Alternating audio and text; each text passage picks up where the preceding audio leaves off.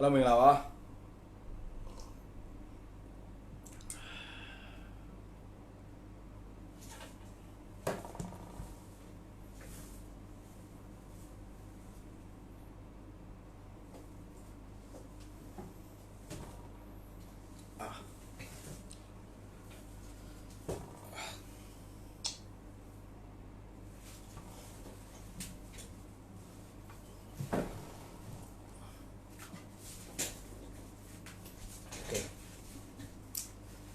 ကဲအားလုံးပဲ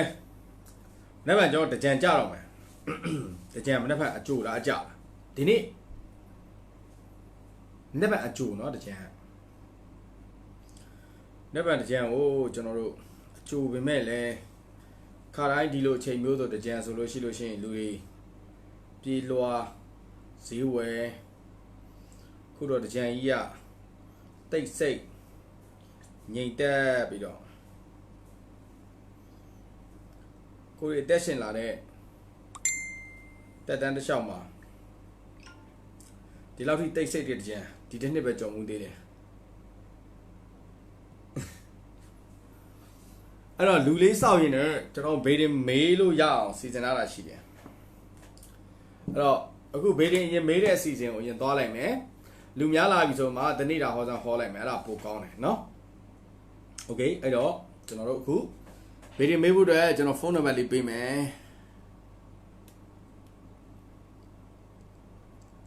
39966633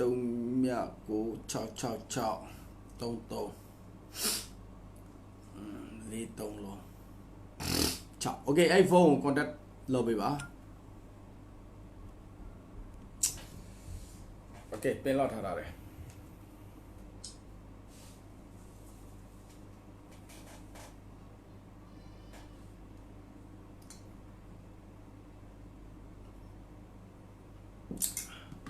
အဲ့တော့လူဆောက်ရင်ထဲမှာ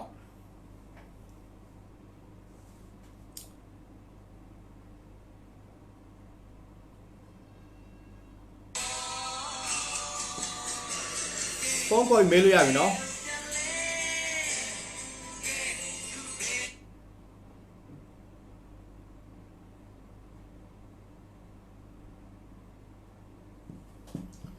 ဘယ်တင်မေးမဲ့လူကြီးဖုန်းခေါ်လို့ရပြီ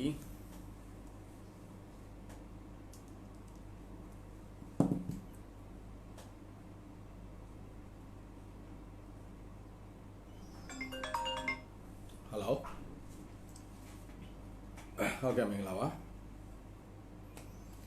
ဟုတ်ကဲ့ဗာမေးချင်တာလည်းမသိဘူး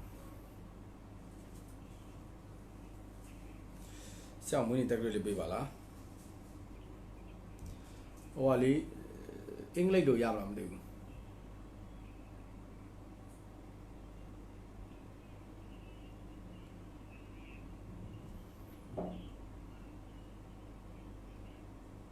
ခုနှစ်ကော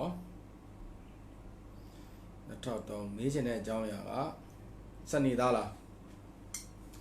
စနေသားဒီနှစ်ထဲမှာဆရာတို့ကျမ်းမာရေးကိစ္စနဲ့ပတ်သက်ပြီးတော့စနေတက်ရောက်နေတဲ့အတွက်ကြောင့်မလို့နှစ်စကလေးကဆရာတို့ကျမ်းမာရေးအခြေအနေမကောင်းဆိုဒီနှစ်တစ်နှစ်လုံးကျမ်းမာရေးထူခြားတတ်တယ်သတိထားပါစနေတက်ရောက်တဲ့ကိုရောက်နေတယ်အသက်16နှစ်နဲ့10လ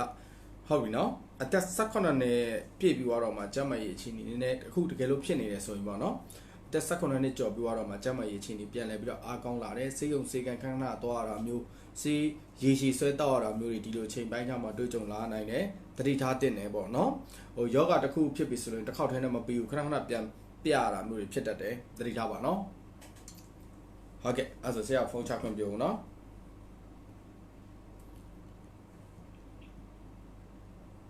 ဟယ်လိုဟယ်လိုHello Hello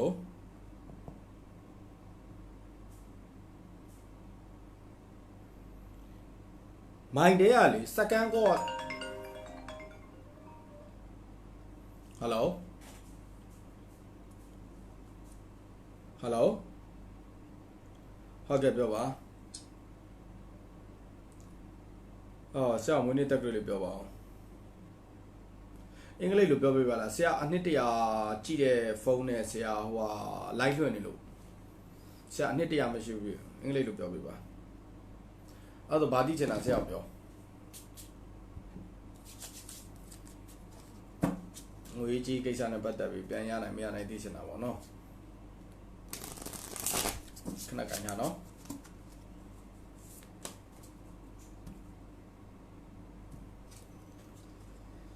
ပေးတော့ပေးမယ်တို့တော့နည်းနည်းကြံ့ကြာမှုရှိမယ်6လအတွင်းမှာရရှိနိုင်တယ်ပေးနိုင်မှုတော့အလားလာရှိတယ်နောက်တော့ငွေတက်ချိမယ်ဆိုရင်တော့ငွေထပ်မပေးနဲ့တော့ရှိနေတဲ့ငွေကိုပဲပြန်တောင်းဖို့စူးစမ်းပြီနော်6လအတွင်းအဲ့ဒီငွေကြီးထိုက်တဲ့လောက်ရနိုင်မယ်နော်โอเคနော်ဆရာဖုန်းချမယ်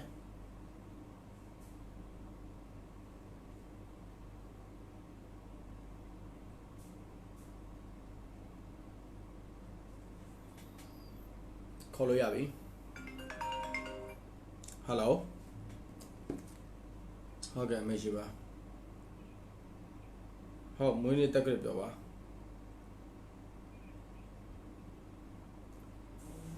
ဆရာအင်္ဂလိပ်လိုပြောပြပါလားဆရာနှစ်တရာကြည့်တဲ့ဖုန်းနဲ့ဆရာ live လွှင့်နေတာနှစ်တရာကြည့်လို့မရလို့ပါ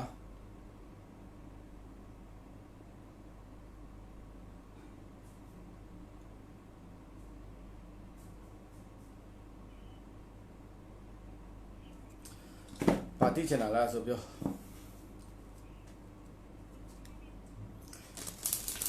စီးပွားရေးအခုလက်ရှိဘာလုပ်နေရလဲ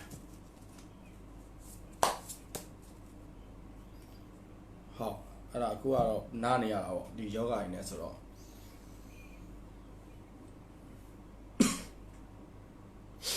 အဲ့တော့အဲ့စီးပွားရေးအခြေအနေနဲ့ပတ်သက်ပြီးတော့သိချင်တာပေါ့နော်စီးပွားရေးအခြေအနေမှာကြာနေတဲ့ဆရာတို့ Terror ကတာဟာမစ်ကကြာနေတယ်ဆိုလိုတာတခုတည်းကိုပဲဆွဆွမြဲမြဲလောက်အောင်တင်တယ်လုပ်ငန်းကိစ္စနဲ့ပတ်သက်ပြီးပြင်ပမှုတွေကြုံတွေ့လိုက်မယ်ကန်တရားရဲ့ထိုးနှက်မှုတွေကြုံတွေ့လိုက်အဲ့ဒါကိုခံနိုင်ရရှိအောင်စူးစမ်းမှရှေ့လျှောက်ကိုယ့်ရဲ့အောင်မြင်မှုရရှိမယ်ဆိုလိုချင်တာကခက်ခဲမယ်ကြမ်းတမ်းမယ်တို့တော့အောင်မြင်မှုရရှိမယ်အဲ့ဒါခံနိုင်ရရှိနိုင်မလားပေါ့ဘယ်အချိန်ထိဖြစ်မလဲလို့ပြောမှဆို6လနောက်လာမယ်ဒီကနေစပြီးနောက်6လအထိခက်ခဲမှုတွေကြုံတွေ့ရမယ်အဲ့ဒီ6လကြော်ပြသွားတော့မှကိုယ့်ရဲ့လုပ်ငန်းအောင်မြင်မှုအစပြုတဲ့ကာလလို့ပြောလို့ရမယ်နော်ဟိုလေဆရာအခုကအများနဲ့ဟောပေးနေတဲ့အတွက်ကြောင့်ဆရာတစ်ခုပဲဟောပေးလို့ရမယ်နော်အနောက်မှာလည်းဖုန်းနဲ့တောက်လျှောက်ဝင်နေလို့နော်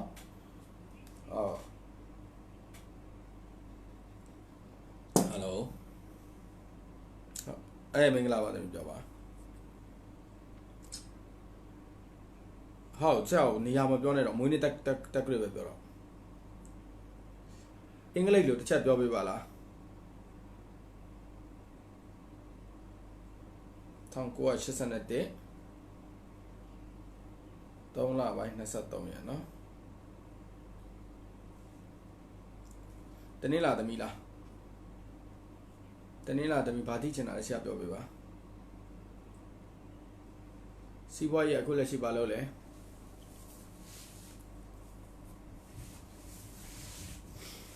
ကိုယ်ပိုင်လုပ်ငန်းပဲလားကိုယ်ပိုင်လုပ်ငန်းနဲ့ပတ်သက်ပြီးတော့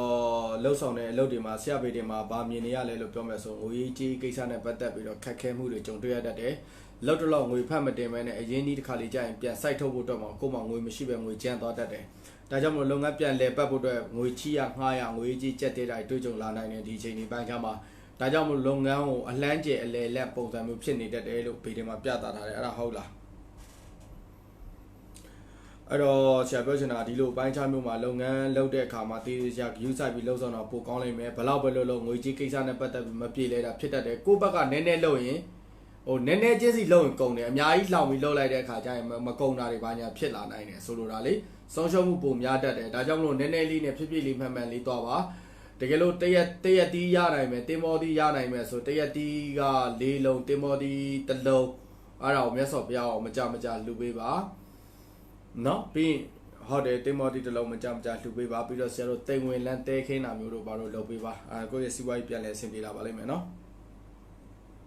ဟုတ်ကဲ့ဟယ်လို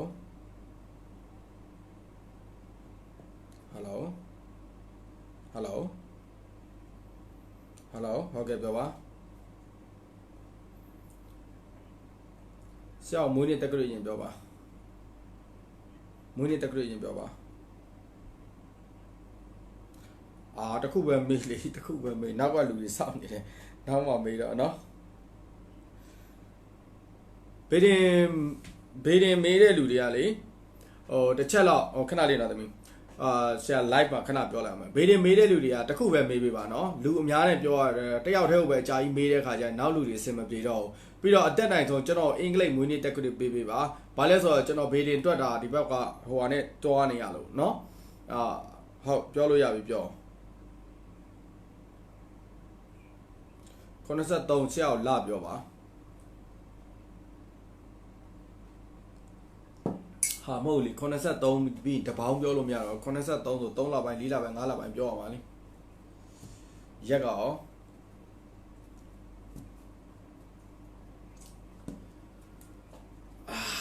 ဒီနေ့ဘယ်လိုဖြစ်နေမှာမသိဘူးเนาะဗမာလူတွေနဲ့ရွယ်ဆရာအနှစ်တရာပြက်ကလေးပါတဲ့ဖုန်းက live လွှင့်နေတဲ့နေကြမှာဗမာတွေနဲ့ပဲလာတွေ့နေတယ်အဲ့တော့ဘာသိချင်တာလဲပြောဆရာအောင်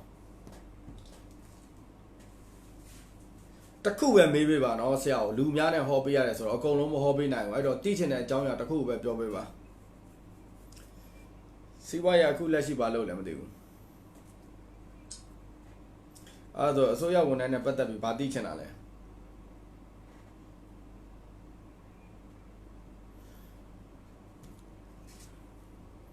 ဆိုရဝန်ထမ်းနဲ့ပတ်သက်ပြီးယာတုတိုးကိန်းမရှိပါဘူးဒီနေ့ပိုင်းထဲမှာယာတုတိုးကိန်းမရှိတဲ့ဖြင့်လုပ်ငန်းခွင်မှာပြဿနာတွေလည်းဖြစ်လာနိုင်ပါတယ်ဒါကြောင့်မလို့အတက်နိုင်ဆုံးလုပ်ငန်းခွင်နဲ့ပတ်သက်တဲ့အပိုင်းတွေမှာတတိထားဆောင်ကျင်ပြီးတော့နေတာပိုကောင်းနိုင်မယ်သူများပြဿနာကိုပြဿနာဖြစ်တတ်တဲ့တတိထားပါနော်ကျေးဇူးပါ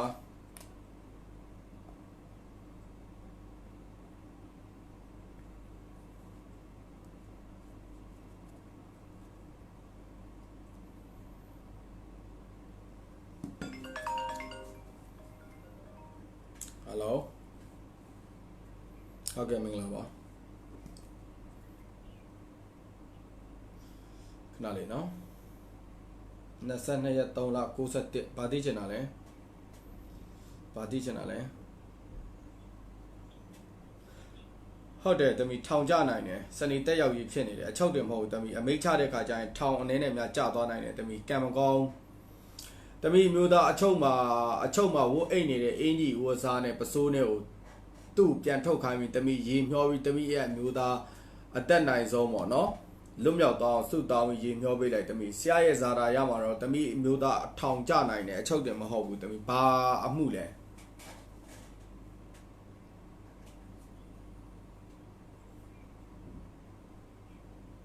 အနေနဲ့များတော့ဟိုရက်ရှိတာတူတာတော့မသိဘူးပေါ့တမီရဲ့အချုံနောင်ထောင်ကြကိန်းရှိတယ်ဆိုတော့လေဂယုဆိုင်ပေါ့တမီနော်ဆရာပြောချင်တာလေအခုအချုပ်ကြနေဘယ်လောက်ကြာပြီလဲ15ရက်ကြော်သွားပြီဆိုတော့အမှုဇက်ကရှေ့အောင်ပါပါနော်အမှုကလွယ်လွယ်ကူကူနဲ့ပြတ်တဲ့အမှုမဟုတ်ပါဘူးအမှုရှေ့အောင်ပါပါနောက်ဆုံးတမီအမျိုးသားထောင်မကြကျင်တောင်မှချုပ်ရက်ရှေ့မယ်ထင်တယ်ဆရာစိတ်ထင်တော့လေနော်အဲ့ဒါသူ့ရဲ့အမဝတ်တဲ့အင်ကြီးဝတ်စားတွေကိုအကုန်ယူပြီးတမီအမျိုးသား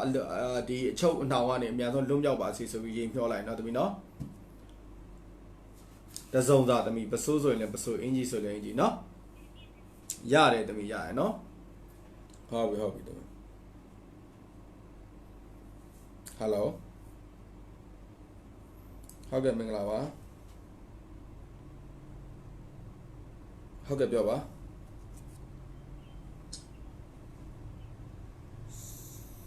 စနေရက်8လ1983ဗုဒ္ဓဟူးသားမှားနေတယ်8ရက်8လနော်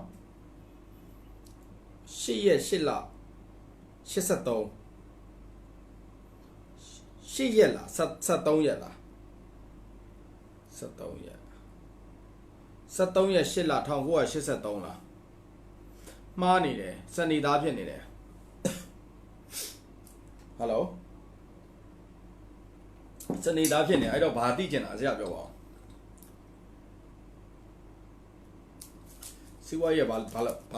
လုပ်လဲသူက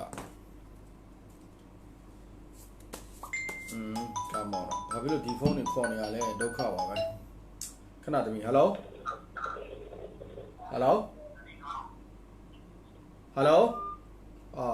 ဘရုပ်တွေပဲကွာဖုန်းနံပါတ်ပေးထားတာဒီဖုန်းခေါ်နေသေးတယ်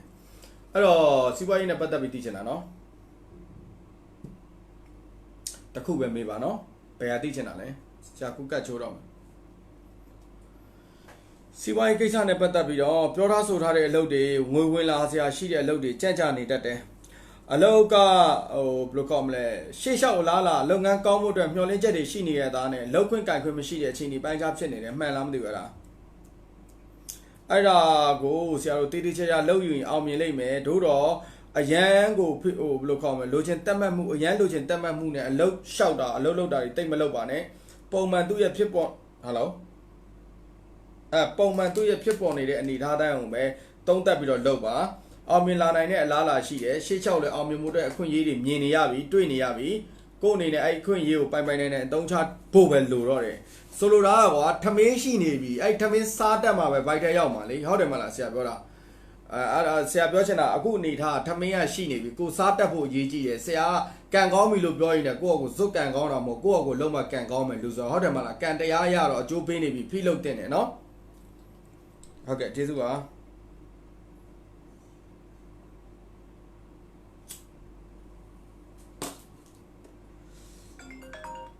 ယ်လိုဟုတ်ကဲ့မရှိပါ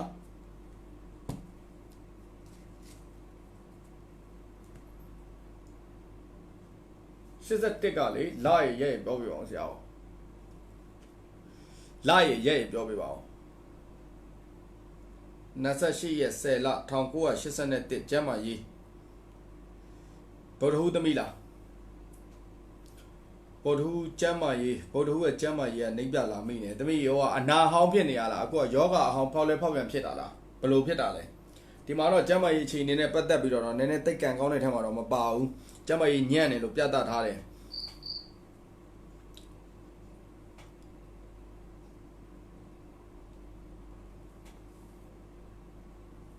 အခုဖြစ်နေတဲ့ယောဂများဖြစ်မလားဆိုစိတ်ပူနေရလား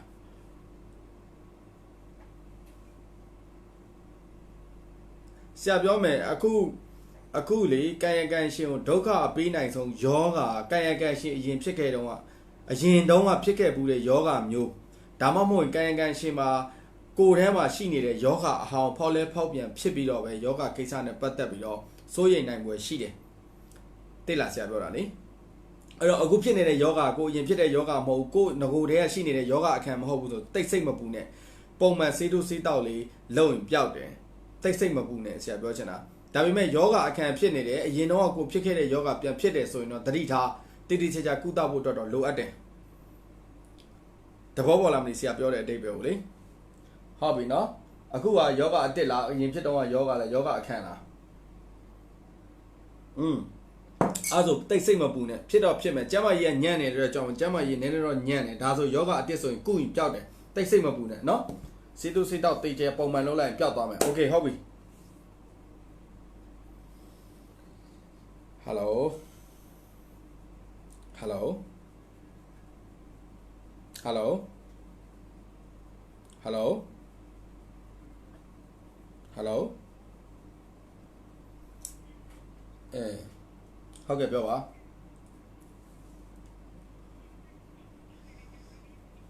တမီးအင်္ဂလိပ်လိုမရဘူးလားဘာသိချင်တာလဲပြောရဆိုလဲစီဝါရခုဘာလုပ်တာ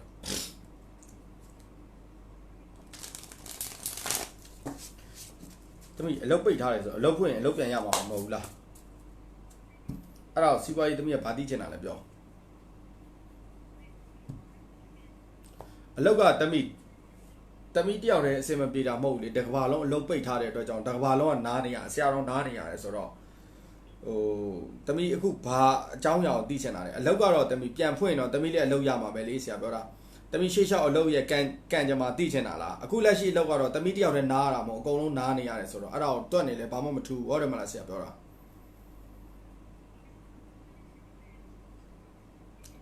တမီးဆရာကိုကျေးဇူးပြုပြီးတော့တမီးတာဂက်တစ်ခုပဲပြောတမီးအလုပ်ကိစ္စသိချင်တာလားပတ်ဝန်းကျင်ကိစ္စသိချင်တာလားလူမှုရေးကိစ္စသိချင်တာလားငွေရေးကြေးသိချင်တာလားအခြေရေးသိချင်တာလားအိမ်တော်ရေးသိချင်တာတစ်ခုပဲပြောပေးတမီးဟယ်လိုဟယ်လိုဟုတ်ကဲ့မရှိပါဟုတ်မွေးနေ့တက်ကြွပြောပါအင်္ဂလိပ်လိုသိလားအင်္ဂလိပ်လိုပြောပါအောင်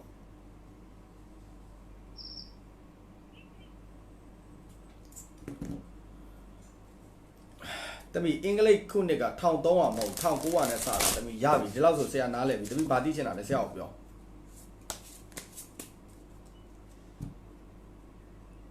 တမီအဲ့အလုတ်စမှတ်တာလေတမီထိုင်းနိုင်ငံမှာအခုကအကုန်လုံးအလုတ်ယုံတွေပိတ်နေတာမဟုတ်ဘူးလားတမီဟာလားတမီအရင်အလုတ်တစ်ခုခုလောက်ခဲ့ဘူးမှာပါအဲ့ဒီမှာအခုစမှတ်ထားတဲ့အလုတ်မှာတွေမဟုတ်အရင်အလုတ်ဟောင်းမှာတမီလောက်ခဲ့ဘူးတဲ့အလုတ်ဟောင်းတွေရှိလားအဲ့ဒီနေရနဲ့တမီအဲ့ဒီအလုတ်ဟောင်းတွေကိုပြန်လျှောက်တာပုံမှုပြီးတော့အားကောင်းတယ်တမီအလုတ်တက်ထက်ဆိုင်တိတ်လားဆရာပြောတာဟယ်လိုတခုကပြသထားတာအဟောင်းကတမီတော့ပိုအဆင်ပြေတယ်လို့ပြသထားတယ်အဲ့တော့အခုယောဂတွေအကုန်ပြီးွားပြီးလို့အပြောင်းလဲဖြစ်သွားတယ်ဆိုလို့ရှိရင်တမီနည်းနည်းလေးအဟောင်းတွေကိုပြန်ပြီးရှောက်ကြည့်လိုက်ပြန်အဆင်ပြေလာလိမ့်မယ်နော်တမီနော်အတစ်ထက်ဆိုင်အဟောင်းကပိုကျိုးပေးနေတယ်လို့ဆရာတဲတော့ကမြင်ထားတယ်တမီအဲ့တော့တမီအတစ်ကိုရှောက်ချင်လဲရှောက်အတစ်ကတော့ပိုခက်ခဲလိမ့်မယ်အဟောင်းကပိုလွယ်လိမ့်မယ်ဟယ်လိုဒါပဲနော်တမီရဆိုဟယ်လို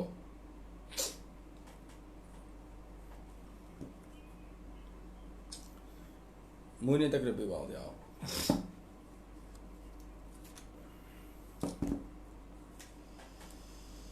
အကျွေးတွေဘတော့ပြန်ဆက်နိုင်မလဲဆိုတော့ဆရာကလည်းမေးစရာရှိတယ်အခုလက်ရှိဘာအလုပ်လုပ်နေရလဲ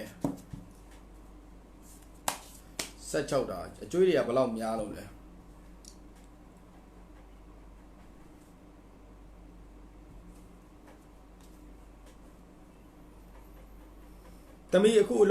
တမီအခုအလုပ်တဲတခုမဟုတ်နောက်ထပ်အလုပ်တွေတမီနီးနားမှာပေါ်နေတာရှိတယ်အလုပ်တစ်တွေတမီဒီအလုပ်နဲ့တွဲဖက်ပြီးလုပ်လို့ရမယ်အလုပ်တွေရှိတယ်တမီအဲ့ဒါပေါ်နေလားအခုပေါ်လားမပေါ်ဘူးလားဆရာပြောတာလေတမီလုပ်ငန်းအစ်စ်တမီပေါ်ကန်လန်းလာတယ်ရှိလိမ့်မယ်တမီအဲ့ဒါတွေကိုအကုန်လုံးရအောင်လက်မလွတ်ပဲတမီလုပ်ကြည့်လိုက်အကျွေးကြည့်သွားလိမ့်မယ်တမီနည်းနည်းတော့တမီပင်မန်းတော့လောက်အောင်ပါဗောနော်အလုပ်တစ်ခုတည်းမဟုတ်အလုပ်2ခု3ခုလောက်တမီလုပ်ဖို့အတွက်ကန်ဖို့အတွက်ပေါ်ပေါက်လာလိမ့်မယ်တမီအဲ့ဒါတော့တမီလက်မလွတ်စိန်နဲ့တေးချာလုပ်ဖို့တော့အရေးကြီးတယ်ဟောဒါပဲနော်တမီဟယ်လိုတခုလေးမရှိလို့ပါတမီဆရာဒီဖုန်းကိုပေးထားတာမဟုတ်ဘူးနော်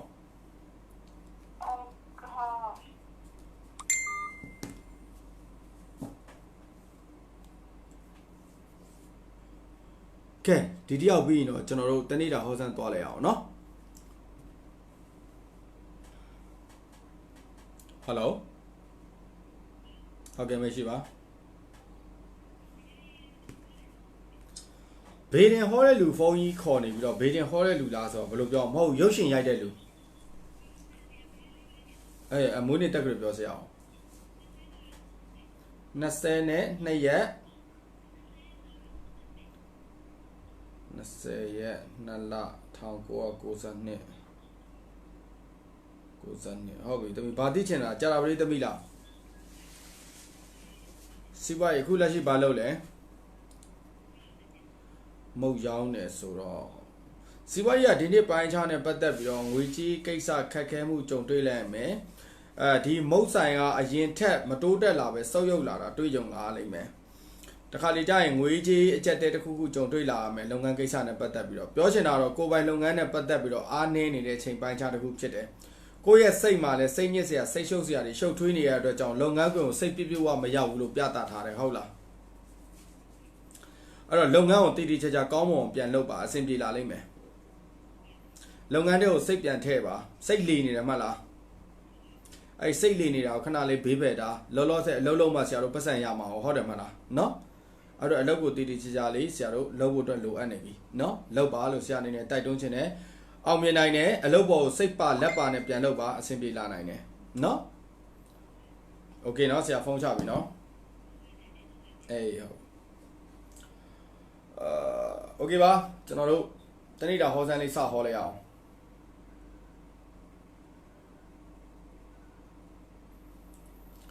ဆရာမာနကြီးလိုက်တာတဲ့ဘယ်နာများမာနကြီးလဲမသိပါဘူးเนาะโอเคကျွန်တော်လက်ဗန်ကတွေ့ကြုံလာမယ်ကျွန်တော်တို့ရဲ့တနင်္ဂနွေသားသမီးကနေစဟောမယ်เนาะ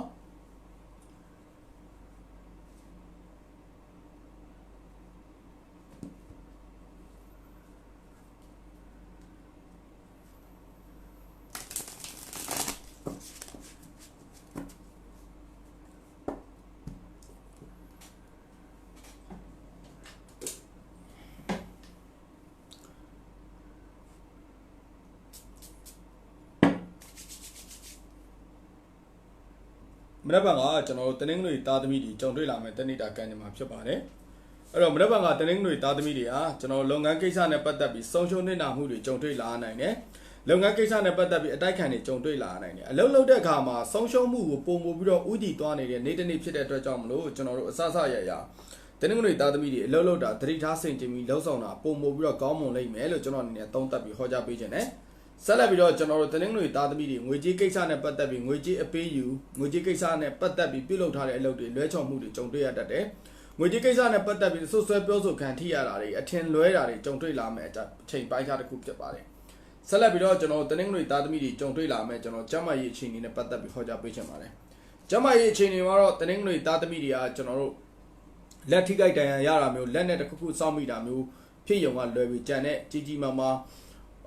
ယောဂပိုင်းနဲ့ပတ်သက်ပြီးထူးဖြစ်เสียမရှိပါဘူးထို့ကြောင့်ကိုယ့်ရဲ့တစ်ခုကင်တွယ်တဲ့အခါတစ်ခုကျွန်တော်ဥမာတကားနဲ့လက်ညက်တာမျိုးတို့ဓာတ်ရှာတာမျိုးတို့ဒါလက်နဲ့တစ်ခုစောင့်မိတာမျိုးတို့ဒီလိုတေးဖွဲ့လေးတွေဖြစ်ပေါ်လာနိုင်ပါတယ်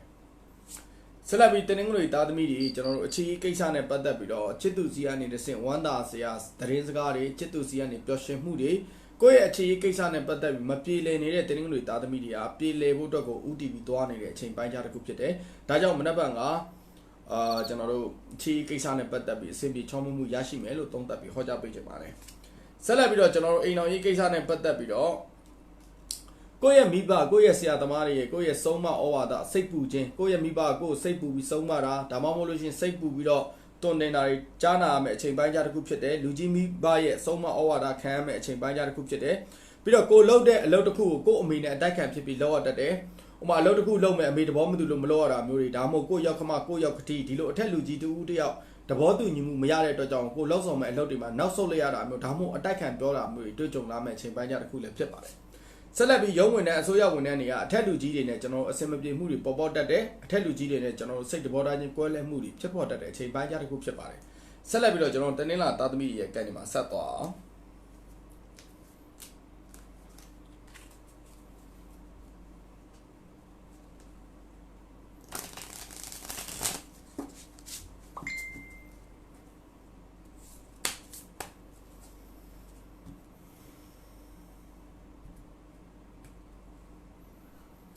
်လက်ပံကကျွန်တော်တနင်္လာသားသမီးတွေရဲ့ကိုယ်ပိုင်လုပ်ငန်းလှုပ်ဆောင်နေတဲ့လူတွေဟာကိုယ့်ရဲ့လက်အောက်ငယ်သားတွေကြောင့်လုပ်ငန်းကိစ္စနဲ့ပတ်သက်ပြီးထိခိုက်မှုတွေကြုံတွေ့ရတတ်တယ်ကိုယ့်ရဲ့လက်အောက်ငယ်သားတွေကြောင့်ငွေကြေးဆုံးရှုံးမှုတချို့ဒါမှမဟုတ်လို့ရှိရင်ကိုယ့်ရဲ့လက်အောက်ငယ်သားတွေကိုယ့်ဘောမဟုတ်မမှန်လုပ်လို့ငွေကြေးကိစ္စနဲ့ပတ်သက်ပြီးလိမ်တန်ညာတာခိုးတာဖွက်တာလည်းတွေ့ကြုံလာလို့ကိုယ့်ရဲ့လက်အောက်ငယ်သားကြောင့်ငွေကုန်ကြေးကြဖြစ်တဲ့အပိုင်းခြားတွေလည်းမနေ့ကတနင်္လာသားသမီးတွေကြုံတွေ့လာရနိုင်ပါတယ်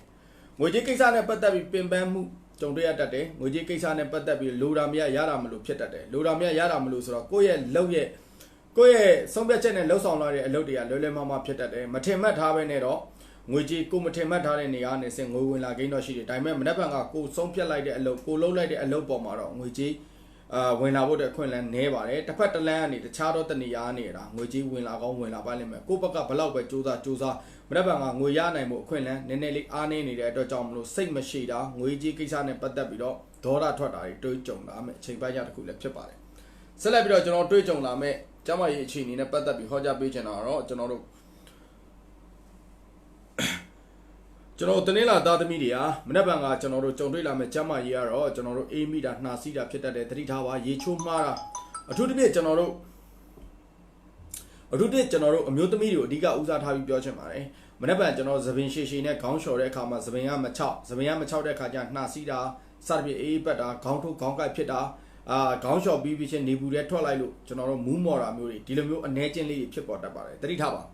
ယောက်ျားလေးလည်းဖြစ်နိုင်တာပဲเนาะမိန်းမမှမဟုတ်ဘူးအခြေရေးကိစ္စနဲ့ပတ်သက်ပြီးတော့ကျွန်တော်တနင်္လာသားသမီးတွေလည်းအခြေရေးမှာအားကောင်းနေတတ်တယ်ကိုချစ်သူစီကနေလက်ဆောင်ပစ္စည်းရတာမျိုးဒါမှမဟုတ်လို့ရှိရင်ကိုချစ်သူစီကနေပျော်ရွှင်စရာသတင်းစကားတစ်ခုကြားရတာမျိုးတွေတွေ့ကြုံလာမယ့်အချိန်ပိုင်းကြတစ်ခုဖြစ်တယ်အခြေရေးကိစ္စနဲ့ပတ်သက်ပြီးတော့တနင်္လာသားသမီးတွေလည်းကံကောင်းခြင်းရှိနေတဲ့နေ့တစ်နေ့လို့ကျွန်တော်အနေနဲ့သုံးသပ်ပြီးတော့ဟောကြားပေးချင်ပါတယ်ဆက်လက်ပြီးတော့ကျွန်တော်တို့အိမ်တော်ရေးကိစ္စနဲ့ပတ်သက်ပြီးဟောကြားပေးရမယ်ဆိုရင်အိမ်တော်ရေးကိစ္စမှာသားသမီးတွေကြောင့်ငွေကုန်ကြေးကြဖြစ်တာမျိုးသားသမီးတွေကိစ္စဝင်ပါရတာမျိုးနော်သားသမီးတွေအတွက်ပူအပ်ပေးရတာမျိုးတွေတွေ့ကြုံလာမယ့်အချိန်ပိုင်းကြတစ်ခုဖြစ်ပါတယ်အိမ်တော်တဲ့တွေနော်တကယ်လို့သားသမီးမရှိတဲ့အိမ်တော်တဲ့တွေဆိုရင်တော့ကိုယ့်ရဲ့အိမ်တွင်းရေးကိစ္စပေါ့နော်ကိုယ့်ရဲ့မိဘကိုယ့်ရဲ့ညီကိုမောင်နှမကြောင့်ပူအပ်ပေးရတာမျိုးတွေဖြစ်တတ်တယ်ပေါ့နော်သူတို့ပြဿနာတွေ နောက်တစ်ခါကျွန်တော်ရုံးဝင်တဲ့အစိုးရဝန်ထမ်းတွေနဲ့ပတ်သက်တဲ့ကတ်ကတော့ကြာနေတဲ့ကတ်က death ကတ်ကြာနေပါတယ်ဒါကြောင့်မလို့တနင်္လာသားသမီးတွေမနေ့ကကအတက်နိုင်ဆုံးလုပ်ငန်းခွင်မှာကျွန်တော်စကားမများဖို့အတွက်ရံမဖြစ်ဖို့အတွက်ပြဿနာမဖြစ်ဖို့အတွက်ထိန်းထိန်းသိမ်းသိမ်းလှုပ်ဆောင်သင့်ပါတယ်မနေ့ကဖြစ်ပေါ်တဲ့ပြဿနာဟာခါတိုင်းဖြစ်တဲ့ပြဿနာနဲ့မတူပဲပြဿနာကြီးတာမျိုးဒုံမဟုတ်အလုတ်ထွက်ရတာမျိုးဒုံမဟုတ်မမျှော်လင့်ထားပဲနဲ့ပြဿနာတွေကြီးသွားတာမျိုးတွေတွေ့ကြုံလာတဲ့အတွက်ကြောင့်မလို့အတက်နိုင်ဆုံးပြဿနာမဖြစ်အောင်နေထိုင်မှာအတက်နိုင်ဆုံးပြဿနာနဲ့ဝေးအောင်ရှောင်သင့်ပါတယ်ဆက်လက်ပြီးတော့ကျွန်တော်တွေ့ကြုံလာမယ့်အင်္ဂါသားသမီးတွေရဲ့တနေ့တာကံကြမ္မာဖြစ်ပါတယ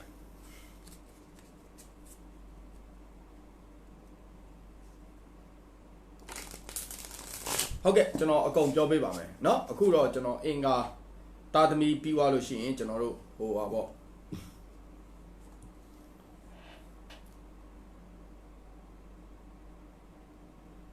့အင်္ဂါပြီးသွားရင်ဗုဒ္ဓဟူးဆက်သွားမယ်เนาะဗုဒ္ဓဟူးပြီးကြာတာပြီးတောက်ကြစနေဖြစ်မှာပါတကယ်လို့ကိုယ့်ရက်ကနည်းနည်းဝေးနေသေးတယ်ကို့မှာလည်းဖုန်းမေးတိတ်မကြံတော့ဘူးဆိုလို့ရှိရင်တောက်ကြသားသမီးဆိုနောက်မိနစ်20လောက်ဝင်လာရင်ရပါတယ်စနေသားသမီးဆိုနောက်25မိနစ်လောက်ဝင်လာရင်ရပါတယ်နေ့တစ်နေ့ကို9မိနစ်နှုံးနဲ့မှန်ပြီးတော့ပြန်ဝင်လာခဲ့ပါတို့မဟုတ်တကယ်လို့ဖုန်းမေးမရှိဘူးဆိုရင်လည်းအခုကြည့်နေတဲ့ live ကိုခဏထွက်သွားပါကျွန်တော် live ပြီးတဲ့အခါကျရင်ဒီ live ကိုလိုချင်တဲ့နေရာနဲ့ပြန်ကြည့်လို့ရပါတယ်မိတ်ဆွေတို့အတွက်တကယ်လို့အခက်အခဲဖြစ်နေတယ်ဆိုလို့ရှိရင်အကြံဉာဏ်ပေးခြင်းဖြစ်ပါတယ်ခင်ဗျဟုတ်ပြီကျွန်တော်မနေ့ကတွေ့ကြုံလာမဲ့ကျွန်တော်တို့ရဲ့အင်္ဂါသားသမီးတွေရဲ့ကံကြမ္မာဖြစ်ပါတယ်အင်္ဂါသားသမီးတွေဟာမနေ့ကလုပ်ငန်းကိစ္စနဲ့ပတ်သက်ပြီးလှုပ်ဆောင်တဲ့အခါမှာလုပ်ငန်းကိစ္စပြဿနာတစ်ခုခုပေါ်ပေါက်တတ်တယ်ဒါမှမဟုတ်လို့ရှိရင်ကိုယ့်ရဲ့မိသားစုကိစ္စကိုယ့်ရဲ့တခြားသောအပြင်ကိစ္စတွေနဲ့အချိန်ကုန်နေတဲ့အတွက်ကြောင့်ကိုယ့်ရဲ့လုပ်ငန်းပိုင်းဆိုင်ရာနဲ့ပတ်သက်ပြီးလင်ဟင်းမှုတွေဖြစ်ပေါ်တတ်ပါတယ်ဒါကြောင့်မလို့ကိုယ့်ရဲ့လုပ်ငန်းမှာကိုစိတ်ပြပြဝဝမရှိနေတာမျိုးကိုယ့်ကိစ္စကိုမဂရုစိုက်တာမျိုးတွေကြောင့်ကိုယ့်ရဲ့လုပ်ငန်းကိစ္စနဲ့ပတ်သက်ပြီးကမဖြစ်တာအဆင်မပြေဖြစ်တာတွေ့ကြုံလာမယ့်အချိန်ပိုင်းကြားတစ်ခုဖြစ်တယ်ဒါကြောင့်အင်္ဂါသားသမီးတွေကိုယ်ပိုင်လုပ်ငန်းလှုပ်ဆောင်နေတဲ့လူတွေကမနက်ဖြန်ကကိုယ့်ရဲ့လုပ်ငန်းပေါ်ကိုတည်တည်ချာချာပြုမှုဖို့အရေးကြီးတယ်တခြားသောကိစ္စတွေဘလောက်ပဲအရေးကြီးကိုယ့်ရဲ့လုပ်ငန်းကိစ္စပြီးမြောက်တော့မှလှုပ်ဆောင်စေခြင်းနဲ့ကိုယ့်ရဲ့လုပ်ကိစ္စမဟုတ်ပဲတခြားပြဿနာတွေတစ်ခုပြီးတစ်ခုကြုံလာတတ်ပါတယ်ဒါတွေကိုလိုက်ပြီးတော့ဖြေရှင်းပေးနေလို့ရှိရင်တနေ့တာကုန်ဆုံးမှမဟုတ်တော့ပါဘူးဒါကြောင့်မလို့ကိုယ့်အလုပ်ပြီးတော့မှသူများအလုပ်ကိုဦးစားပေးပြီးလှုပ်ဆောင်ပါလို့တော့မှာချင်ပါတယ်ဆက်လက်ပြီးတော့ငွေကြေးကိစ္စနဲ့ပတ်သက်ပြီးပြောချင်တာတော့အင်္ဂါသားသမီးတွေဟာငွေကြေးကိစ္စနဲ့ပတ်သက်ပြီးတော့ငွေလက်သိမ့်နေတဲ့အချိန်ဒီပိုင်းခြားတစ်ခုလို့ပြသထားတယ်။ကြားနေတဲ့ကတ်ကကျွန်တော်တို့ forward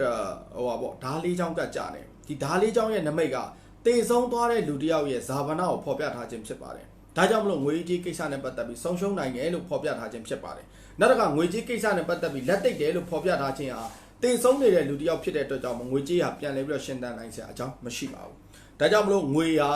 ာခက်ခက်ရှားရတာမျိုးတွေငွေကိုပင်ပင်မမနဲ့ကျွန်တော်ရှားရတာမျိုးတွေငွေဝင်ဖို့အတွက်တစ်ခုမှတစ်ခုလွဲချော်မှုတွေဖြစ်ပေါ်တတ်တယ်ခါတိုင်းလုံနေတဲ့လုံအားခါတိုင်းစူးစမ်းနေတဲ့ခွန်အားထက်ပုံမို့ပြီးတော့ငွေရဖို့အတွက်စူးစမ်းရတာတွေလှုပ်ဆောင်ရတာတွေတွေ့ကြုံလာမဲ့ချိန်ပိုင်းကြတစ်ခုဖြစ်ပါတယ်ဒါကြောင့်မလို့အင်္ဂါသားသမီးတွေငွေကြေးကိစ္စနဲ့ပတ်သက်ပြီးတော့အားနေပါတယ်ဆက်လက်ပြီးတော့ကျွန်တော်အင်္ဂါသားသမီးတွေကြုံတွေ့လာမဲ့ကျန်းမာရေးပိုင်းဆိုင်ရာနဲ့ပတ်သက်ပြီးပြောရမယ်ဆိုလို့ရှိရင်ခါနာတာခါကြိုက်တာဖြစ်ပေါ်တတ်ပါတယ်ခါနာခြင်းခါကြိုက်ခြင်းတွေဖြစ်ပေါ်တတ်တယ်နောက်တစ်ခါကျွန်တော်တို့ခေါင်းထိုးခေါင်းကြိုက်ဖြစ်တာတွေလည်းတွေ့ကြုံလာနိုင်တယ်ဒါကြောင့်မလို့အင်္ဂါသားသမီးတွေသတိထားပါခါပိုင်းဆိုင်ရာနဲ့ပတ်သက်တာနောက်တစ်ခါကျွန်တော်တို့ခေါင်းထိုးခေါင်းကိုက်ဖြစ်တာတွေကြုံတွေ့လာနိုင်ပါတယ်ကြီးကြီးမားမားတော့ဖြစ်တာမျိုးမဟုတ်ပါဘူးအ ਨੇ ချင်းခါတိုင်းနေ့တွေထက်ပုံပုံပြီးတော့တိတာတာမျိုးတွေတွေ့ကြုံလာမယ့်အချိန်ပိုင်းခြားတစ်ခုဖြစ်ပါတယ်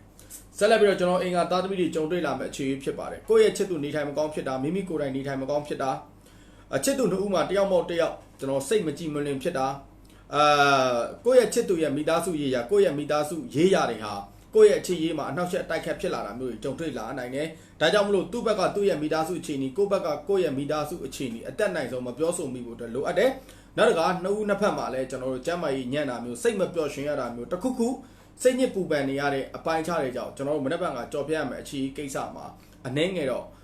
ပျော်ရွှင်စရာမကောင်းဘူးပေါ့ဗျာ။နော်အဲ့လိုမျိုးတွေဖြစ်ပေါ်တတ်ပါတယ်။နောက်တစ်ခါကျွန်တော်တို့ကြုံတွေ့လာမယ်ကျွန်တော်တို့အင်္ဂါသားသမီးတွေရဲ့တနေ့တာကျွန်တော်တို့အိမ်တော်ရေးအခြေအနေနဲ့ပတ်သက်ပြီးတော့ဟောကြားပေးချင်ပါတယ်အိမ်တော်ရေးကိစ္စနဲ့ပတ်သက်လာရင်တော့ကျွန်တော်အင်္ဂါသားသမီးတွေကံကောင်းတယ်လို့ကျွန်တော်အနေနဲ့နံပါတ်1ချက်ပြောချင်ပါတယ်ဘာလို့ကံကောင်းလဲလို့ပြောမယ်ဆိုရင်ငွေဝင်တာလည်းမဟုတ်ပါဘူးမိသားစုပြန်လည်အဆင်ပြေတာလည်းမဟုတ်ပါဘူးမနေ့ကကျွန်တော်တို့သတင်းစကားကောင်းအခွင့်အလမ်းကောင်းတွေရရှိမဲ့အချိန်ပိုင်းကြတစ်ခုဖြစ်ပါတယ်လုပ်ငန်းကိုင်ကန်းနဲ့ပတ်သက်တဲ့လုပ်ငန်းကိုင်ကန်းအခွင့်အလမ်းအသစ်တွေကိုယ့်ရဲ့မိသားစုရေးရာနဲ့ပတ်သက်တဲ့နောင်လာမဲ့ကိုယ့်ရဲ့မိသားစုအနာဂတ်အတွက်ပ ပျော်ရွှင်စရာသတင်းစကားကောင်းတွေကြားရမယ်အချိန်ပိုင်းခြားတစ်ခုဖြစ်တယ်လက်တလုံးမှာတော့ဖြစ်မှာမဟုတ်ဘူးเนาะကျွန်တော်ပြောတာရေရှည်အတွက်ကိုယ့်ရဲ့လုပ်ငန်းအခွင့်အလမ်းကောင်းတွေရရှိလာမယ်အချိန်ပိုင်းခြားကိုယ့်ရဲ့မိသားစုပျော်ရွှင်ဖို့အတွက်သတင်းစကားကောင်းတွေမနေ့ကတွေ့ကြုံလာမယ်အချိန်ပိုင်းခြားတစ်ခုလည်းဖြစ်ပါတယ်အစိုးရဝန်ထမ်းရုံးဝန်ထမ်းတွေဟာမနေ့ကလုပ်ပေါ်ကင်ဘက်အချင်းချင်းတွေမှာတယောက်နဲ့တယောက်ကူညီရင်းနဲ့လွဲမှားသွားတတ်ပါတယ်တယောက်ရဲ့ပြောတဲ့စကားကိုတယောက်ကအထာနာကောက်တာမျိုးစေတနာနဲ့ပြောတာကနေတဆင့်ဝေဒနာဖြစ်သွားတာမျိုးကိုယ့်ဘက်ကကူတော့ကူညီလိုက်တာပဲဒါပေမဲ့ကိုယ့်ရဲ့ကူညီမှုကမအောင်မြင်ပဲတစ်ဖက်သားကိုဒုက္ခပေးတယ်လို့ဖြစ်တတ်တယ်ဒီတိုင်းပဲကိုကလည်းတခြားလူစီမှာအကူအညီတောင်းမိတဲ့အခါကိုကလည်းတခြားလူစီကနေတဆင့်အကူအညီလိုအပ်တဲ့အခါမှာတစ်ဖက်လူရဲ့ကူညီမှုဟာကိုနဲ့တဟသာမတည့်တဲ့အကူအညီမှုဖြစ်တတ်တယ်ကိုနဲ့အဝင်ဝင်မကြတဲ့ကူညီမှုဖြစ်တတ်တယ်ဒါကြောင့်မလို့မနက်ဖြန်ကအင်္ဂါသားသမီးတွေအလုံးလုံးဆောင်တဲ့အခါမှာကူညီရိုင်းပင်းမှုကိုခဏလေးထားပြီးကိုကိစ္စကိုဖြေရှင်းတာပုံမို့ပြီးတော့လုပ်ငန်းတွင်ကျဲမယ်ပုံမို့ပြီးတော့လုပ်ငန်းပြီးမြောက်မယ်တခြားလူတယောက်ကိုအားကိုးနေမယ်တခြားလူတယောက်ကိုအကူအညီတောင်းနေမယ်ဆိုအဲ့လုပ်ငန်းကိစ္စမထင်မှတ်ထားပဲပို့ကြသွားတတ်ပါတယ်ဆက်လက်ပြီးတော့ကျွန်တော်တွေ့ကြုံလာမယ်ကျွန်တော်တို့ရဲ့ဗုဒ္ဓဟူသားသမီးရာဟုသားသမီးတွေရဲ့တနေ့တာကံကြမ္မာဟောကြားပေးချင်ပါတယ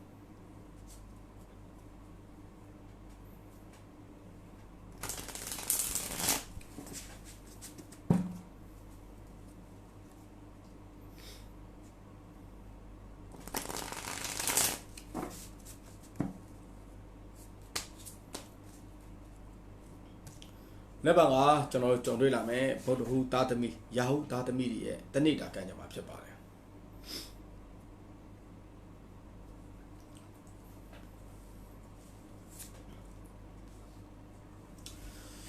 ်ဗုဒ္ဓဟူသားသမီးရာဟုသားသမီးတွေကမနေ့ကအလုပ်လုပ်တဲ့ခါမှာလုပ်ငန်းကိစ္စနဲ့ပတ်သက်ပြီးတော့အပြိုင်ဆိုင်တိုက်ခိုက်ညားနေတဲ့အချိန်ပိုင်းတစ်ခုကိုကြော်ဖြတ်ရလိမ့်မယ်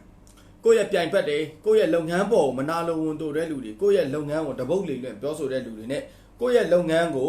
ဖျက်လို့ပျက်စီးလုပ်နေတဲ့လူတွေနဲ့တွေ့ကြုံလာမယ့်အချိန်ပိုင်းခြားဖြစ်တဲ့အတွက်ကြောင့်မို့အနည်းငယ်တော့စိတ်သက်ပိုင်းဆိုင်ရာနဲ့ပတ်သက်ပြီးတော့ထိခိုက်မှုတစုံတရာကြုံတွေ့လာနိုင်ပါတယ်ဒီအချိန်မှာပြောစရာရှိတာကတော့ကိုတိုင်းကဘယ်သူမှဂရုမစိုက်ဘူးဆိုတဲ့လူတွေကတော့ဘာမှဖြစ်လာမှာမဟုတ်ဘူးဒါပေမဲ့ပတ်ဝန်းကျင်ကိုဂရုစိုက်နေမယ်ကိုယ့်ရဲ့စိတ်ကိုအားငယ်စိတ်ဝင်နေတဲ့လူမျိုးဆိုရင်တော့မနက်ဖြန်ကစိတ်သက်ပိုင်းဆိုင်ရာနဲ့ပတ်သက်ပြီးတော့လုပ်ငန်းခွင်မှာထိခိုက်စရာတွေကြုံတွေ့လာမယ်ပြိုင်ဘက်ရဲ့တိုက်ခိုက်ခြင်းခံရတတ်တယ်မနာလိုသူတွေရဲ့တိုက်ခိုက်ခြင်းခံရတတ်တဲ့အချိန်ကြီးပိုင်းခြားတစ်ခုဖြစ်ပါတယ်ဆက်လက်ပြီးတော့ဗုဒ္ဓဟူသားသမီးရာဟုသားသမီးတွေကငွေကြေးကိစ္စနဲ့ပတ်သက်ပြီးတော့ငွေရနိုင်တဲ့အခွင့်အလမ်းကောင်းတယ်ငွေရနိုင်တဲ့အလုပ်တွေဒါမှမဟုတ်လို့ရှိရင်ငွေရနိုင်တဲ့အလားအလာကောင်းတယ်မနေ့ကတွေ့ကြုံလာမယ့်အချိန်ပိုင်းခြားတစ်ခုဖြစ်ပါတယ်မနေ့ကရလာတဲ့အခွင့်အရေးကိုဗုဒ္ဓဟူသားသမီးတွေအကျိုးရှိစွာအသုံးချမယ်ဆိုရင်တော့လာမယ့်ကိုယ့်ရဲ့ရှေ့အနာဂတ်ဒါမှမဟုတ်ရှေ့တစ်ရက်နှစ်ရက်ဒါမှမဟုတ်ကျွန်တော်တစ်ပတ်နှစ်ပတ်အတွင်းမှာငွေကြေးကိစ္စနဲ့ပတ်သက်ပြီးဝင်လာစရာအမြောက်များကြုံတွေ့ရမယ့်အချိန်ပိုင်းခြားတစ်ခုဖြစ်ပါတယ်ဒါကြောင့်မလို့မနေ့ကရတဲ့အခွင့်အရေးကိုလက်မလွတ်သင့်ဘူးမနေ့ကရတဲ့အခွင့်အရေးကိုတေချာစဉ်းစားပြီးတော့လှုပ်ဆောင်ဖြစ်အောင်လှုပ်ဆောင်ပါကျွန်တော်အကြံပြုချင်ပါတယ်ဆက်လက်ပြီးတော့ဗုဒ္ဓဟူသားသမီးရာဟုသားသမီးကျမ်းမာရေးအခြေအနေနဲ့ပတ်သက်ပြီးတော့ဟောကြားပေးချင်ပါတယ်ကျမ်းမာရေးအခြေအနေနဲ့ပတ်သက်ပြီးတော့ဗုဒ္ဓဟူသားသမီးတွေကအတန်ပိုင်းဆိုင်ရာနဲ့ပတ်သက်ပြီးအတန်နာတာဒါမှမဟုတ်ကျွန်တော်အပူကန်လို့ကျွန်တော်အာသီးရောင်တာတဖုံသွားစသဖြင့် green ပိုင်းဆိုင်ရာနဲ့ပတ်သက်ပြီးအားနည်းနေတာကိုတွားပြီးတွေ့ကြုံရမှာဖြစ်ပါတယ်ဒါကြောင့်မလို့မနေ့ကကိုယ့်ရဲ့ green ပိုင်းဆိုင်ရာနဲ့ပတ်သက်ပြီးတော့ဗုဒ္ဓဟူသားသမီးရာဟုသားသမီးတွေဂရုစိုက်ပါအချီကိစ္စမှာတော့ကိုယ့်ရဲ့ချစ်ရေးကိစ္စမှာမလိုလားအပ်တဲ့လူတွေရဲ့တိုက်ခိုက်မှုဝေဖန်မှုဒီကြောင့်ကိုယ့်ရဲ့အချစ်ရေးဟာအနေငယ်လေးတယောက်နဲ့တယောက်အစင်မပြေဖြစ်စရာတွေစိတ်သက်ကြစရာတွေကြုံတွေ့လာတတ်တယ်အထူးသဖြင့်ပြောချင်တာကတော့ကိုယ့်ဘက်ကလမ်းခွဲလို့ရလည်းမဖြစ်ဟိုဘက်ကလည်းခြေတော့များနေတဲ့အချိန်ဒီပိုင်းခြားတစ်ခုဖြစ်တဲ့အတွက်ကြောင့်မလို့စိတ်ညစ်ညစ်နဲ့လက်တွဲနေရတဲ့အချိန်ပိုင်းခြားစိတ်ညစ်ညစ်နဲ့ကိုယ့်ရဲ့အချစ်ရေးတစ်ခုကိုနားလည်မှုနဲ့ရှေ့ဆက်နေတဲ့အချိန်ပိုင်းခြားလို့ကျွန်တော်အနေနဲ့သုံးသပ်ပြီးတော့ပဲဟောကြားပေးရမှာပါပဲအခြေကိစ္စမှာတော့မနက်ဖြန်ကကျွန်တော်တို့စိတ်ညစ်စရာသတင်းစကားတစ်ခုစိတ်ညစ်စရာဖြစ်ရတစ်ခုဖြစ်ပေါ်လာနိုင်ပါတယ်အိမ်တော်ရေးကိစ္စနဲ့ပတ်သက်ပြီးတော့ကျွန်တော်တို့ဗုဒ္ဓဟူသားသမီးရာဟုသားသမီးတွေဟာကျွန်တော်တို့မနက်ဖြန်ကကြုံတွေ့လာမယ့်အပိုင်းခြားကတော့ငွေကြေးကိစ္စနဲ့ပတ်သက်ပြီးတော့အစင်မပြေမှုတွေငွေကြေးကြက်တဲမှုတွေဖြစ်ပေါ်လာနိုင်ပါတယ်ဒါမှမဟုတ်လို့ရှိရင်သူများငွေကြေးအရှုပ်ရှင်းနဲ့ဝင်ပါမိတာမျိုးသူများပြဿနာကိုပြဿနာဖြစ်လာတာမျိုးတွေအသက်နိုင်ဆုံးရှောင်ကျဉ်သင့်ပါတယ်မနေ့ကငွေကြေးကိစ္စနဲ့ပတ်သက်ပြီးလူတူတယောက်ကိုချီးပေးတာငှားပေးတာအမဲခံပေးတာကိုယ့်နာမည်ကိုခံပြီးယူထုတ်သွားတာဘလောက်ပဲခင်ဘလောက်ပဲရင်းနှီးကြီးနီးနောက်ဆုံးအကုန်ပြောမယ်ကိုမိဘတော်မှာအဲ့လိုအာမခံတဲ့ကိစ္စမလုပ်ပေးသင့်ပါဘူးမနေ့ကအာမခံတဲ့ကိစ္စတွေတတိထားပါတစ်ချိန်ချိန်မှာပြဿနာဖြစ်လာနိုင်တယ်ဒို့မဟုတ်မနေ့မှာပဲအဲ့ပြဿနာမျိုးတွေဖြစ်ပေါ်လာနိုင်ပါတယ်ဗုဒ္ဓဟူသားသမီးရာဟုသားသမီးတွေရဲ့ကြုံတွေ့လာမယ်ကျွန်တော်တို့ရုံးဝင်တဲ့အစိုးရဝန်ထမ်းတွေဟာ လုပ်ငန်းခွင်နဲ့ပတ်သက်ပြီးအစင်မပြေမှုရှိနေတာတွေပြန်လည်ပြီးတော့အဆင်ပြေလာမဲ့အချိန်ပိုင်းကြတစ်ခုဖြစ်တယ်လုပ်ငန်းခွင်နဲ့ပတ်သက်ပြီးခက်ခဲနေတဲ့အလုပ်ငန်းတွေအဆင်ပြေမှုရရှိလာမဲ့အချိန်ပိုင်းကြတစ်ခုဖြစ်တယ်ဘလို့အဆင်ပြေမှုမျိုးလဲလို့ပြောမယ်ဆိုရင်ကိုယ့်ရဲ့ခက်ခဲနေတဲ့အပိုင်းကဏ္ဍတွေဝင်ရောက်ကူညီဖြည့်ရှင်းပေးတဲ့လူတွေအကြံဉာဏ်ပေးတဲ့လူတွေဒါမှမဟုတ်လို့ရှိရင်သူတို့ရဲ့လုံအားဉာဏ်အားကိုအားတွေနဲ့ကိုယ် supporting ပေးတာပေါ့ဖေးမကူညီမှုတွေကြောင့်ကိုယ့်ရဲ့လုပ်ငန်းတွင်ကျယ်မှုလုပ်ငန်းကိစ္စနဲ့ပတ်သက်ပြီးပြီးဆုံးမှုရရှိလာမဲ့အချိန်ပိုင်းကြတစ်ခုဖြစ်ပါတယ်မနေ့ကလုပ်ငန်းကိစ္စနဲ့ပတ်သက်ပြီးမိသည့်ခက်ခဲတဲ့အလုပ်ပါမစိုးကျော်လွှားနိုင်ပါလိမ့်မယ်ဘယ်ခက်ခဲပဲရှိရှိမနေ့ကလုပ်ငန်းကိစ္စနဲ့ပတ်သက်ပြီးစိတ်သက်မကြပါနဲ့ကိုယ့်ကိုကူညီတဲ့လူဒါမှမဟုတ်လို့ချင်းကိုယ့်ကိုတွင်တင်ဆုံးမပေးတဲ့လူပေါ်ထွက်လာတဲ့အတွက်ကြောင့်ကိုယ့်ရဲ့လုပ်ငန်းနဲ့ပတ်သက်ပြီးကြီးကြီးမားမားဖြစ်လာစရာအကြောင်းမရှိပါဘူးတကယ်လို့ဖြစ်လာမယ်ဆိုရင်လည်းကျော်လွှားနိုင်ပါလိမ့်မယ်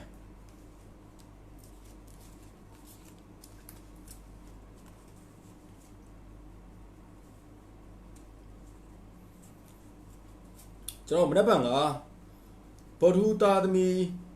ရာဟုသားသမီးပြီးွားတဲ့အခါမှာဂျာရာပရိသားသမီးတွေအတွက်တနေ့တာကန်ကြမှာအောင်ဖတ်ကြားခွင့်ပြုပါ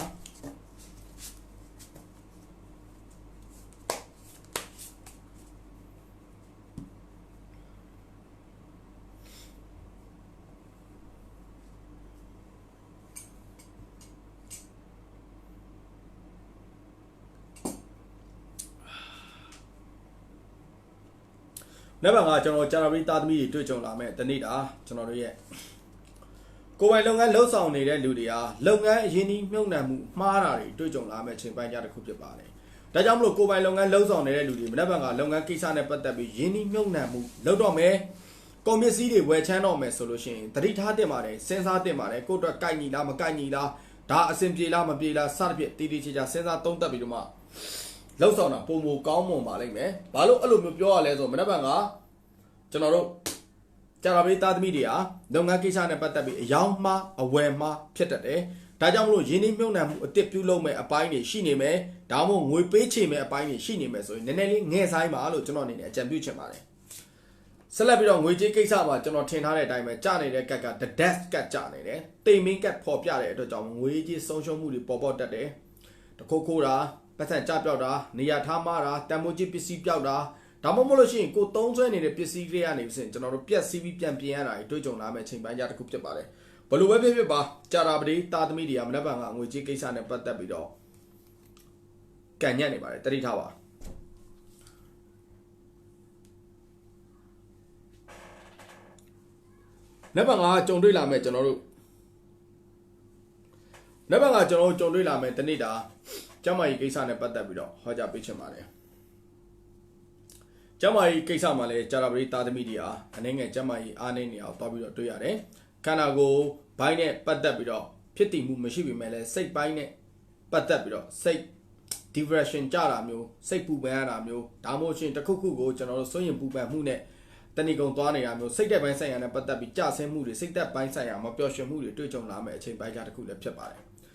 ်ဆက်လက်ပြီးတော့ကျွန်တော်တို့ကြုံတွေ့လာမယ့်ကျွန်တော်ရဲ့တနေ့တာဂျာရာပရိသားသမီးတွေရဲ့အခြေခံကြမှာဖြစ်ပါတယ်အခြေကိစ္စနဲ့ပတ်သက်လာရင်တော့ကျွန်တော်တို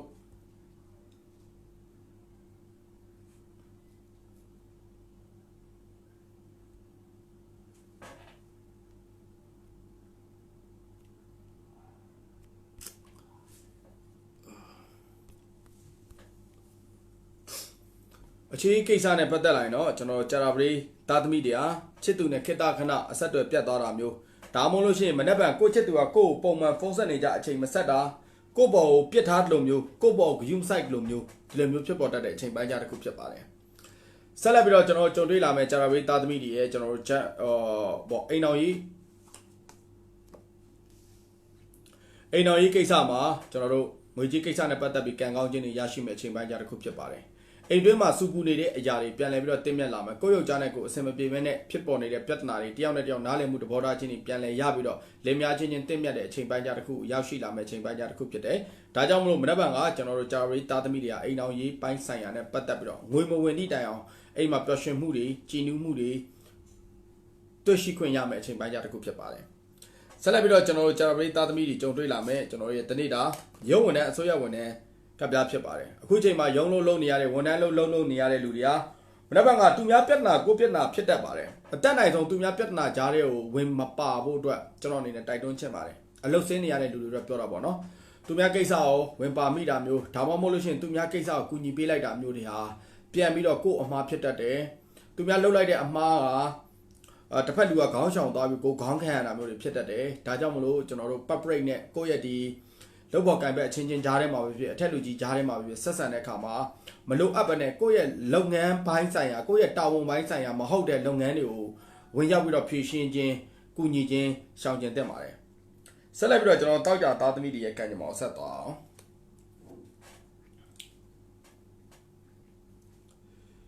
အောင်ကျွန်တော်ကိုအောင်ဆိုတဲ့အကောက်ပိုင်ရှင်ကိုကျွန်တော်တခုပြောချင်ပါတယ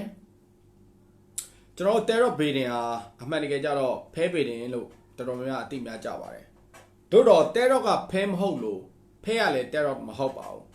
သူတို့နှစ်ခုကပုံစံတူနေခြင်းဖြစ်ပါတယ်မိတ်ဆွေပြောတဲ့ဖဲရတဲရော့ဟုတ်ပါတယ်တဲရော့ကလည်းဖဲဟုတ်ပါတယ်ဖဲချက်တွေဘယ်ကနေစပေါ်ပေါက်လာလဲလို့ပြောမယ်ဆိုရင်တဲရော့ကနေတစ်ဆင့်အဲ့ဖဲချက်တွေစတင်ပြီးတော့ဖြစ်ပေါ်လာခြင်းဖြစ်ပါတယ်တဲရော့ကိုကိုးကွယ်နေတဲ့လူဒန်းစားကျွန်တော် gypsy တွေဟာသူတို့ရဲ့ပညာရက်သူတို့ရဲ့ဒီတဲရော့ပညာရက်ပြတ်ကွယ်သွားမှာဆိုလို့လူတွေပါစိတ်ဝင်စားလဲလို့သူတို့လေ့လာတဲ့ခါမှာလူတွေကအလောင်းကစားကိုစိတ်ဝင်စားကြပါတယ်ဒါကြောင့်မလို့သူတို့ရဲ့ tarot မှာပါနေတဲ့ပုံစံအတိုင်းသူတို့ဖဲချက်လေးတွေတည်ထွင်ကြပါတယ်အဲ့တော့ကျွန်တော်တို့ tarot မှာပစ္စည်း၄ခုရှိပါတယ်အဲ့ပစ္စည်းက tarot ရဲ့အခြေခံပစ္စည်းလို့ပြောမယ်ဆိုရင်ဒုက္ခဓာတ်ကျဲဆိုတဲ့ပစ္စည်း၄ခုပါပါတယ်အဲ့ပစ္စည်း၄ခုမှာ1ကနေ10အထိပါပါတယ်ပြီးရင် jack queen king ဖဲလိုပဲပါပါတယ်ဥပမာဓာဘယင်မတို့ဒုတ်ဘယင်မတို့ဒုတ်ဘယင်တို့ဒီလိုမျိုးပါပါတယ်အဲ့တော့ဖဲမှာလည်းကျွန်တော်တို့အယောင်၄မျိုးရှိပါတယ်ကျွန်တော် spade ညင်းဓာတ်เนาะဒီလိုရှိပါတယ်အဲ့တော့ဖဲဟာတဲတော့ကနေတဆင့်ဖြစ်ပေါ်လာတယ်ဆိုတာတော့ကျွန်တော်တို့ညင်းဖွယ်မရှိပါဘူးတဲတော့ဟာလည်းဖဲဆိုတဲ့အချက်ကိုတော့ကျွန်တော်လည်းညင်းဖွယ်မရှိပါဘူးတို့တော့သူ့ရဲ့အသုံးပြုပုံအသုံးပြုနည်းနဲ့ပတ်သက်ပြီးတော့ကွာခြားသွားပါတယ်တဲတော့ဆိုတာကသူများတွေရဲ့ကံဉာဏ်မှာဖတ်တဲ့ဖဲချက်ဖြစ်သွားပါတယ်ဖဲဆိုတာကတော့ကျွန်တော်တို့အလောင်းကစားပြုတ်လုပ်တဲ့ဖဲဖြစ်သွားပါတယ်အဲ့နှစ်ခုတော့ကိုအောင်ဆိုတဲ့အကောက်ပိုင်ရှင်ခွဲခွဲပြားပြားတိဖို့အတွက်ကိုကျွန်တော်အနေနဲ့တက်တေတာကအထောက်ထားတွေနဲ့တမိုင်းเจ้าတွေနဲ့ကျွန်တော်ရှင်းပြနေခြင်းဖြစ်ပါတယ်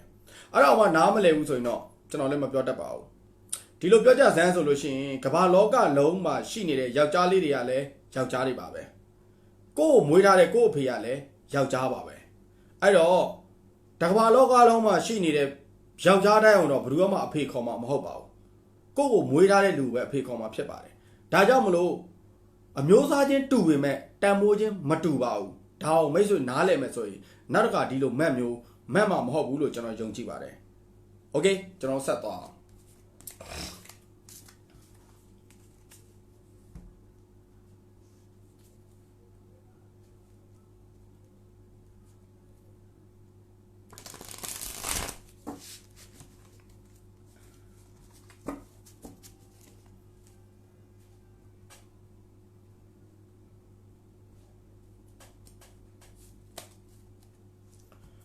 အဲ့တော့ကျွန်တော်တို့အခုစပြီးတော့တိုက်ကြသားသမီးတွေရဲ့တနေ့တာကံကြမ္မာကိုဟောကြားပေးချင်ပါတယ်တိုက်ကြသားသမီးတွေမနေ့ကတွေ့ကြုံလာမဲ့ကျွန်တော်တို့ရဲ့တနေ့တာကံကြမ္မာတော့ကိုကျွန်တော်ဖတ်ကြားပေးချင်ပါတယ်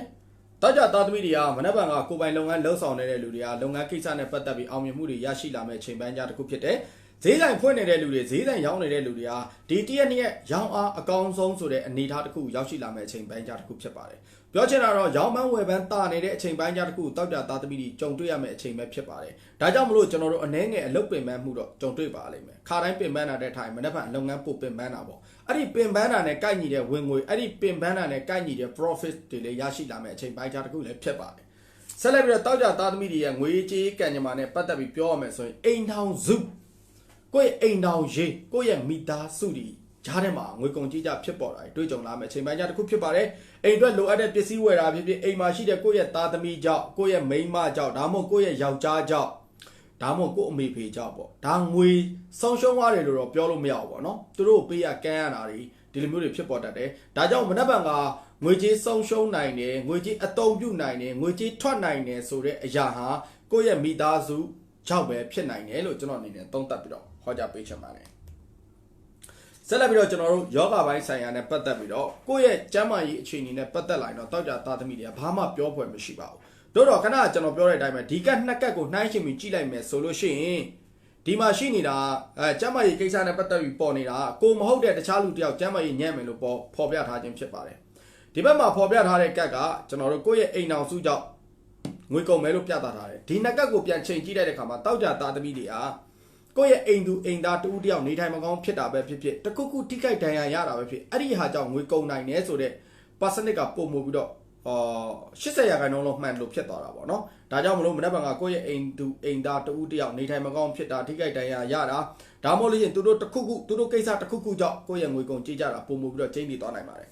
ဆက်လက်ပြီးတော့ကျွန်တော်တောက်ကြသားသမီးတွေကြုံတွေ့လာမယ့်အခြေအကံညမှာနဲ့ပတ်သက်ပြီးဟောကြားပေးချင်ပါတယ်အခြေအကိစ္စနဲ့ပတ်သက်ပြီးတော့ကျွန်တော်တောက်ကြသားသမီးတွေကမနေ့ကကိုချစ်သူရဲ့ဦးတူချင်းကိုချစ်သူရဲ့ကိုပေါ်စိတ်မချခြင်းနော်ဒါကြောင့်မလို့ချစ်သူရစ်တာခံရတတ်တယ်ချစ်သူရစ်တယ်ဆိုတာမိန်းမဆိုရင်တော့ရစ်မှာပေါ့ယောက်ျားဆိုရင်လည်းယောက်ျားနီးတိုင်းရစ်မှာပေါ့နော်ချစ်သူရစ်တာချစ်သူစိတ်မချတာချစ်သူဦးတူတာအဲ့ကိစ္စတွေစိတ်မချတာတွေဦးတူတာတွေအထင်လွဲတဲ့ကိစ္စတွေနဲ့မနေ့ကတောက်ကြသားသမီးတွေတီးကန်နိုင်တော့အကြောင်းမဟုတ်မတီးကန်နိုင်တဲ့အဆုံးဆိုရင်တော့ရန်ဖြစ်နိုင်တယ်အခြေကိစ္စနဲ့ပတ်သက်ပြီးတော့ဒီအချိန်မှာနှစ်ပိုင်းပြောအောင်တပိုင်းကတော့တီးကန်နိုင်တဲ့အတိုင်းအတာရှိတဲ့လူတွေရှိတယ်လို့တီးကန်နိုင်တဲ့အတိုင်းအတာမရှိတဲ့လူတွေလည်းရှိတယ်အဲ့တော့တီးကန်နိုင်တဲ့အတိုင်းအတာရှိတဲ့လူတွေတော့ရန်ဖြစ်တယ်လို့တော့မပြောချင်ဘူးတီးကန်နိုင်မှုအားနည်းတဲ့လူတွေတော့ကတော့မနေ့ကအခြေအမှာအဲ့ကိစ္စနဲ့ပတ်သက်ပြီးရန်ဖြစ်နိုင်တယ်စကားများရနိုင်တယ်โอเคတောက်ကြသားသမီးတွေမနေ့ကကြာနေတဲ့ကျွန်တော်အိမ်တော်ကြီးကိစ္စနဲ့ပတ်သက်တဲ့ကတ်ကတော့ကျွန်တော်ဒီဘက်ကကြာနေပါတယ်ဒီဘဲဆိုတာတော့ကျွန်တော်တနည်းအားဖြင့်ပြောရင်စေတံပေါ့မနေ့ကလည်းကျွန်တော်ပြောခဲ့ပါတယ်တစေပေါ့တစေကတ်ဆိုတာ6လန့်ချင်း6ချားချင်းဖြစ်ပါတယ်ဒါကြောင့်မလို့မနေ့ကအိမ်အောင်ရေးမှာကျွန်တော်ဖြစ်ပေါ်လာမဲ့အတိုင်းတာကတော့တောက်ကြသားသမီးတွေအိမ်အောင်ရေးမှာစိုးရင်ပူပန်မှုတွေပြည့်ရမယ်6ချားစရာတွေစိတ်ညစ်စရာတွေအိမ်တွင်းစုပူမှုတွေကြုံတွေ့လာမဲ့အချိန်ပိုင်းကြားတစ်ခုဖြစ်တယ်ပြီးတော့အိမ်မှာရှိနေတဲ့ကျွန်တော်လျှက်စစ်မီးနဲ့ပတ်သက်ပြီးသုံးဆောင်နေတဲ့ကျွန်တော်ပေါင်းကိုတွေရေခဲတစ်တာတွေစသဖြင့် wire short ဖြစ်တာအပူလွန်ခဲ့ပြီးအပူလောင်တာမီးလောင်တာမီးဟန့်တာwire short ဖြစ်တာတွေတွေ့ကြုံလာနိုင်တယ်ဒါကြောင့်လျှက်စစ်ပိုင်းဆိုင်ရာနဲ့ပတ်သက်ပြီးတော့ပဲဖြစ်ဖြစ်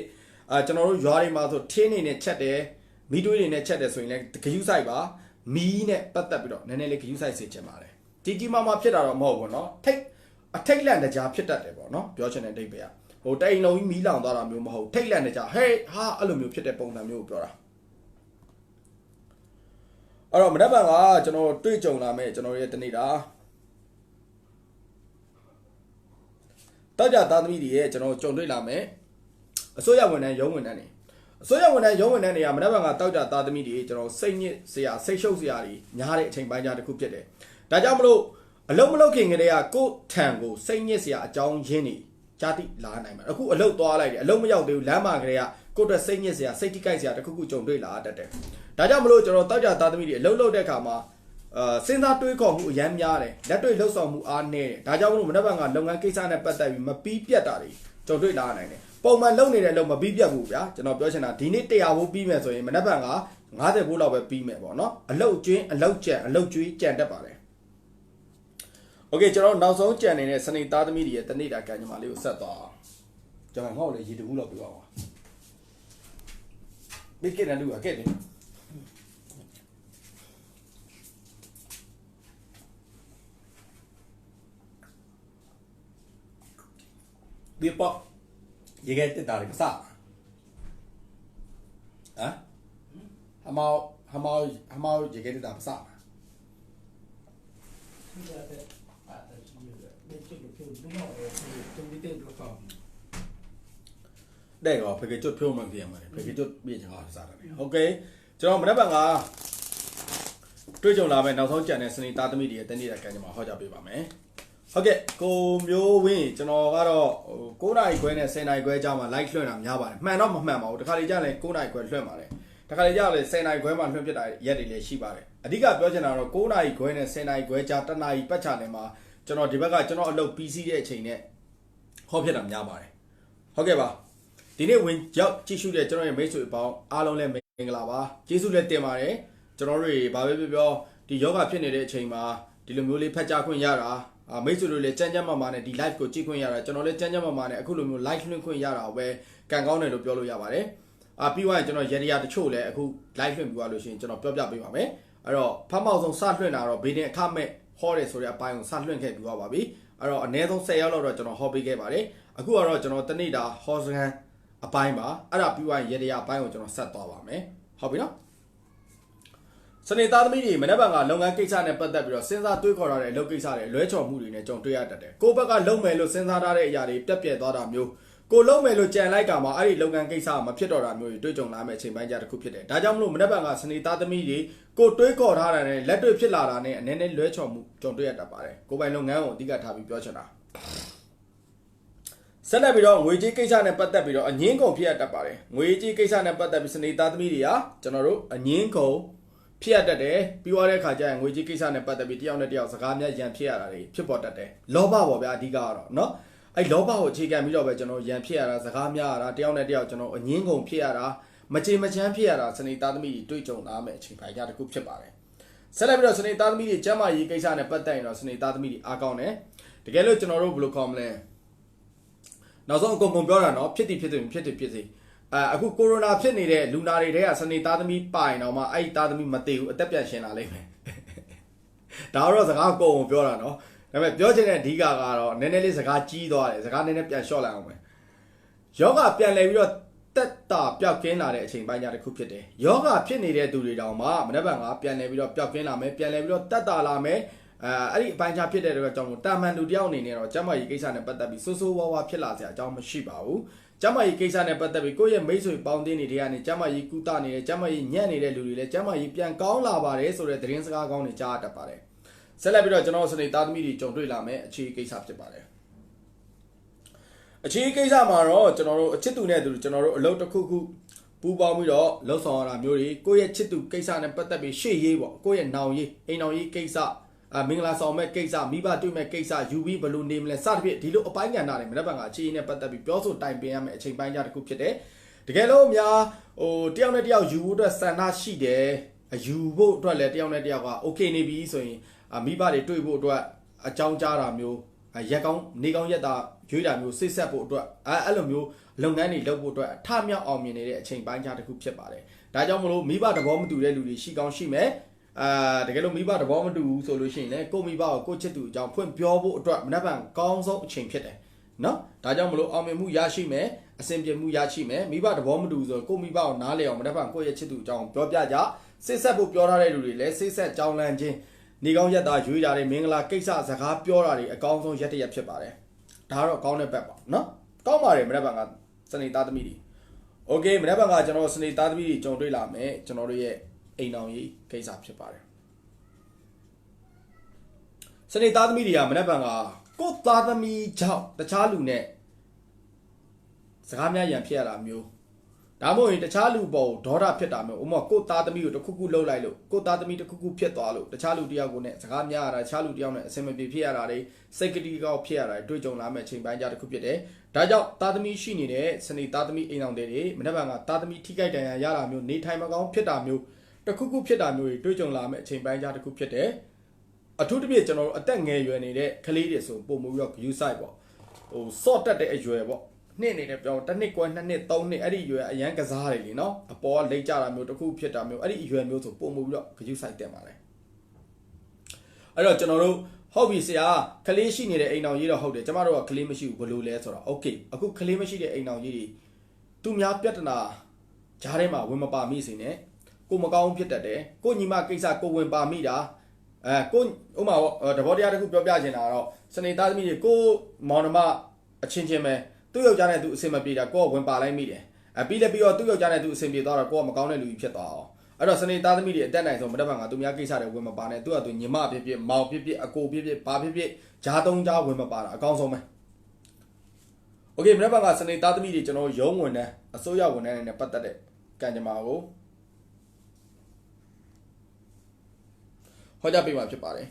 ရုံးဝင်တဲ့အစိုးရဝန်ထမ်းတွေကတာဝန်အသစ်လွှဲပြောင်းခြင်းခံရတတ်တယ်ဒါမှမဟုတ်လို့ရှိရင်ကျွန်တော်နေရာထိုင်ခင်းအပြောင်းရွှေ့တွေနဲ့ပတ်သက်ပြီးတော့ကြုံတွေ့လာမယ့်အချိန်ပိုင်းကြတစ်ခုဖြစ်ပါတယ်ကိုယ့်ရဲ့အထက်လူကြီးကကိုယ့်ကိုချီးကျူးခြင်းကိုယ့်ရဲ့အထက်လူကြီးကကိုယ့်ကိုချီးကျူးခြင်းအားပေးခြင်းဂရုစိုက်ခြင်းဒါမှမဟုတ်လို့ရှိရင်ကိုယ့်ကိုလက်ဆောင်ပစ္စည်းစုလက်တစ်ခုခုပေါ့နော်ပါဇက်လည်းဖြစ်ခြင်းဖြစ်မယ်ပတ်စံလည်းဖြစ်ခြင်းဖြစ်မယ်လောက်ပိုင်ခွင့်လည်းဖြစ်ခြင်းဖြစ်မယ်တစ်ခုခုရရှိမဲ့အချိန်ကြီးပိုင်းခြားတစ်ခုဖြစ်တဲ့အတွက်ကြောင့်မလို့စနေသားသမီးတွေကမနေ့ကလုပ်ငန်းကိစ္စနဲ့ပတ်သက်ပြီးတော့အားကောင်းနေတဲ့အချိန်ကြီးပိုင်းခြားတစ်ခုလို့သုံးသပ်ပြီးတော့ဟောကြားရင်းနဲ့ပဲကျွန်တော်ရဲ့တနေ့တာ9ရက်သားသမီးတွေရဲ့ terror ဟောကြားမှုအစီအစဉ်ဒီမှာလေးရပ်နာပြီးတော့ကျွန်တော်တို့ရေတရာအပိုင်းလေးကိုဆက်သွားလိုက်ရအောင် Alorsဒီနေ့ကျွန်တော်ပြောပြပေးမယ့်ရတရားဟာမိတ်ဆွေတို့အနေနဲ့ကျွန်တော်ကိုရွေးချယ်ပေးပါနံပါတ်1လုပ်ငန်းကိစ္စနဲ့ပတ်သက်တဲ့ရတရားဖြစ်ပါတယ်လုပ်ငန်းကိစ္စနဲ့ပတ်သက်တဲ့ရတရားမှာကျွန်တော်တို့ကိုယ်ပိုင်လုပ်ငန်းရှိတယ်ပြီးတော့ကျွန်တော်ရုံးဝင်တဲ့အစိုးရဝန်ထမ်းအလုပ်လုံးဆောင်နေတဲ့လူတွေရဲ့ကံကြမ္မာဖြစ်တယ်အဲ့တော့အလုပ်ကိစ္စငွေကြေးကိစ္စကျန်းမာရေးကိစ္စနော်ပြီးသွားတဲ့ခါကျရင်ကျွန်တော်နောက်တခြားတော့ကိစ္စတွေဘယ်ရတရားကိုကျွန်တော်ပြောပြပေးရမှာလဲ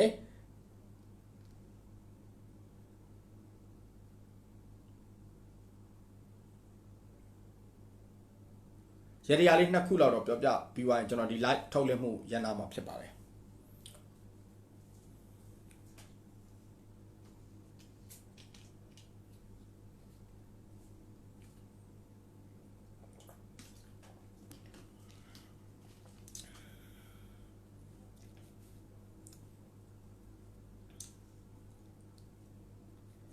โอเคဒီချိန်မှာကျွန်တော်လုပ်ငန်းပြန်စတဲ့အခါကျရင်တခုအကြံဉာဏ်ပေးချင်တာရတရားတော့မဟုတ်ဘူးเนาะတခုအကြံဉာဏ်ပေးချင်တာအခုကလူတိုင်းကအပြင်မထွက်ရအောင်အပြင်မထွက်ရတော့အကုန်လုံးအိမ်မှာအောင်းနေကြတာเนาะအဲ့အတွက်ယောဂါကြီးပြီးသွားပြီဆိုလို့ရှိရင်မိတ်ဆွေတို့အကုန်လုံးဈေးအောင်ဈေးပဲကောင်းနိုင်မယ်ဘာလဲဆိုတော့ယောဂါပြီးသွားရင်လူတွေအပြင်ထွက်ခြင်းပဲစားခြင်းပဲလဲခြင်းပဲပတ်ခြင်းပဲဝယ်ခြင်းပဲအဲ့တော့ဘဒူးမစိုးဒီကက်ယောဂါကြီးပြီးသွားရင်လူတိုင်းအယောင်းဝယ်ဖြစ်မဲ့ခြေနေပိုင်းကြတစ်ခုဖြစ်တယ်เนาะအယောင်းဝယ်ကိစ္စနဲ့ပတ်သက်တဲ့လူတွေအကုန်လုံးဈေးဆိုင်ဖွင့်နေတဲ့လူတွေစားတောက်ဆိုင်အင်ဂျီဆိုင်နာယီဆိုင်ဖက်နက်ဆိုင်အကုန်လုံးဟာဒီကက်ကြီးပြီးသွားပြီဒီယောဂါကြီးပြီးသွားပြီဆိုလို့ရှိရင်အကုန်လုံးပြန်လဲပတ်မှုအားကောင်းလာလိမ့်မယ်အဲ့ချိန်မှာကိုယ့်အလုပ်ကိုတီတီချာချာ PPCC လုပ်ဖို့တော့လိုအပ်တယ်ဒါကဘေးတင်ဟောတာမဟုတ်ဘူးเนาะကျွန်တော်ဘေးတင်ဟောတာမဟုတ်ဘူးเนาะဟိုဖြစ်လာမဲ့အကျိုးဆက်ပေါ့เนาะဘာလဲဆိုတော့လူတိုင်းကအိမ်ထဲမှာအောင်းနေရတာဆိုတော့ကွာအပြင်မထွက်အောင်ထွက်ရပြီဟေးဆိုရင်ကျွန်တော်တို့မြန်မာလူမျိုးတွေစိတ်တိတဲ့အတိုင်းပဲလွတ်လပ်တာကြိုက်တယ်မြန်မာလူမျိုးတွေကချုပ်နှောင်ထားရတာမကြိုက်ဘူးအခုပိတ်လောင်ခံထားရတာတော်တော်ကြာပြီဘယ်သူပိတ်လဲပြောရင်ကိုတိုင်းကမထွက်ရဲတာလေကိုတိုင်းထွက်လဲအခုဆိုင်ထဲအကုန်ပိတ်နေရတာဝယ်ချင်တာဝယ်ရစားချင်တာမစားရသွားချင်တာမသွားရဖြစ်နေတယ်အဲ့တော့ကျွန်တော်ပြောမယ်ဈေးဆိုင်ဖွင့်ထားတဲ့လူတွေအင်ဂျီဆိုင်ဖွင့်ထားတဲ့လူတွေအထည်လိပ်တွေနဲ့ပတ်သက်ပြီးဖွင့်ထားတဲ့လူတွေ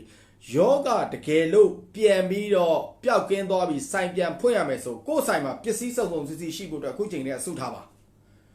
တကယ်ပြောတာပါတကယ်ရောင်းအားကောင်းလာလိမ့်မယ်တဘာဝကြပဲတွက်တာပါအဲ့ဒါတော့အကြံပြုတာပါဘေးတင်နဲ့မဆိုင်ပါဘူးအဲ့တော့အခုနားနေရတဲ့အချိန်မှာကိုယ့်ရဲ့ကုန်ပစ္စည်းနဲ့ပတ်သက်ပြီးလိုအပ်တဲ့ကုန်ပစ္စည်းကိုစီးရင်စစ်ပါကိုယ့်ရဲ့ဈေးတိုင်းမှာလိုအပ်ချက်ဘာရှိလဲဆိုတော့လေ့လာပါသုံးသပ်ပါเนาะကိုယ်ဆိုင်နဲ့ပတ်သက်တဲ့စင်းစရာပိုင်းနဲ့ပတ်သက်ပြီးအသေးချာပြန်ပြီးတော့စီစစ်ပါသုံးသပ်ပါအဲ့ဒါလေးတော့ကျွန်တော်မှားခြင်းတယ်မိတ်ဆွေတို့ကျင်းတွေရောင်းကိုရောင်းရမှာဘာလဲဆိုတော့အခုချိန်ကလေးအပြင်ထွက်ခြင်းနဲ့ရောရတယ်ကျွန်တော်အပါဝင်ကျွန်တော်တို့စိတ်မျိုးရှိတဲ့လူတွေအများကြီးပဲရန်ကုန်မန္တလေးမြင်းကြံအကုန်လုံးကလူတွေအကုန်ထွက်ချင်နေကြတာမထွက်ရတာเนาะโอเคအဲ့တော့ကျွန်တော်အခု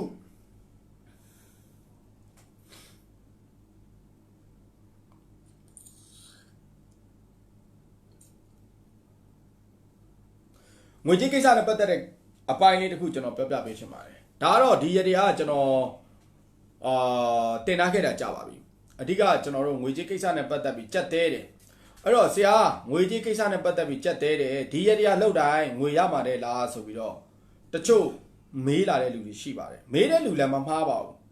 မှန်ပါတယ်အဲ့တော့ကျွန်တော်ပြောချင်တာတစ်ခုကသူတို့မေးတဲ့အမေးကိုကျွန်တော်ပြန်ဖြေချင်တာတော့ကျွန်တော်ကတော့ငွေရနိုင်တဲ့ရတရားလို့ပြောတာကအဲ့ဒီငွေကြီးကိုရလာမှာလို့ပြောမှာမဟုတ်ပါဘူးငွေကြီးကိစ္စနဲ့ပတ်သက်ပြီးတော့ကံခွင့်လန်းတာစေမဲ့ရတရားလို့ပြောရင်ပိုမှန်ပါလိမ့်မယ်ငွေရစေတဲ့ရတရားလို့ရေးမြန်မာစကားတစ်ခါလေးကြာရင်နားလည်မှုခက်တယ်အဲ့တော့အခုရတရားကိုကျွန်တော်ငွေရစေနိုင်တဲ့ရတရားလို့ကျွန်တော်မပြောတော့ဘူးမသုံးတော့ဘူးငွေအခွင့်လန်းကံကောင်းစေမဲ့ရတရားလို့ကျွန်တော်သုံးနှုန်းပါမယ်ဒါဆိုရင်တော့ဟိုညင်းဖွဲ့ရမရှိတော့ဘူးပေါ့နော်ငွေခွင့်လန်းအားကောင်းစေမဲ့ရတရားဒီရတရားပြုလုပ်ဖို့အတွက်ဘာလိုအပ်လဲလို့ပြောရင်တော့ကျွန်တော်တို့လင်မန်းတစ်ချက်လိုအပ်ပါလိမ့်မယ်လင်မန်းမှာတော့အမျိုးအစားတွေအများကြီးရှိပါတယ်ကြီးလင်မန်းရှိတယ်တန်လင်မန်းရှိတယ်စတီးလင်မန်းရှိတယ်နော်လင်မန်းကြိုက်တဲ့လင်မန်းအမျိုးအစားကိုအသုံးပြုလို့ရပါတယ်လင်မန်းအရွယ်စားကတော့ကျွန်တော်တိတ်ကြီးမားမားမလိုအပ်ပါဘူးကျွန်တော်တို့6လက်မပတ်လေလောက်ဆိုလည်းရပါတယ်ဒါမှမဟုတ်9လက်မပတ်လေ10လက်မပတ်လေလောက်လည်းအရင်အကြီးမလိုအပ်ပါဘူးနော်ခက်တီးတီးလေးဆိုရပါပြီအဲ့ဒီရဲ့လင်မန်းရဲ့ခလေကောင်တက်တဲ့မှာကျွန်တော်တို့အင်္ဂလိပ်အခရာ8ရေးပါ ပမာလိုပြောရင်တော့ထဆင်တူအင်္ဂလိပ်လိုပြောရင်ရှစ်ဘလို့ပဲရေးရေးထဆင်တူနဲ့ရှစ်နေအတူတူပဲအဓိက3မြနှလုံးကိုကျွန်တော်တို့ဆက်လိုက်တာကိုပြောချင်းဖြစ်တယ်အင်္ဂလိပ်လိုနားလည်လွယ်အောင်ပြောမယ်ဆိုရင်တော့8ပေါ့ဗမာလိုပြောမယ်ဆိုရင်ထဆင်တူပေါ့နော်ဟိုဟာလိုပြောမယ်ဆိုရင်တော့ infinity ပုံစံပေါ့နော် infinity ကျွန်တော်ဆွဲပြပေးဖို့လို့လားကျမငါတို့ A4 ကုန်နေတာမေ့နေကြA4 ကုန်နေကြအေးငါတို့မေ့နေတာရှိတယ်ရတယ်ပဲဆွဲပြလိုက်တော့ပဲ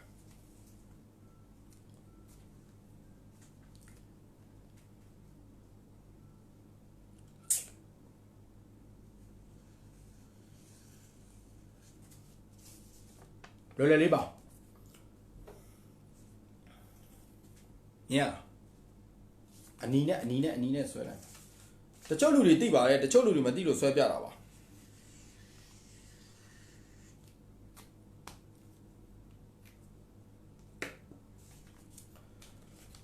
အနီရောင်နဲ့ကျွန်တော်ရေးထားလို့မျိုးဖြစ်ပါတယ်เนาะဒီလိုမျိုး infinity လို့အဓိပ္ပာယ်ရပါတယ်အဲ့တော့လင်ပန်းအလဲကောင်မှာဒီလို software နဲ့ပဲရေးပါဘာမှမဖြစ်ပါဘူးเนาะ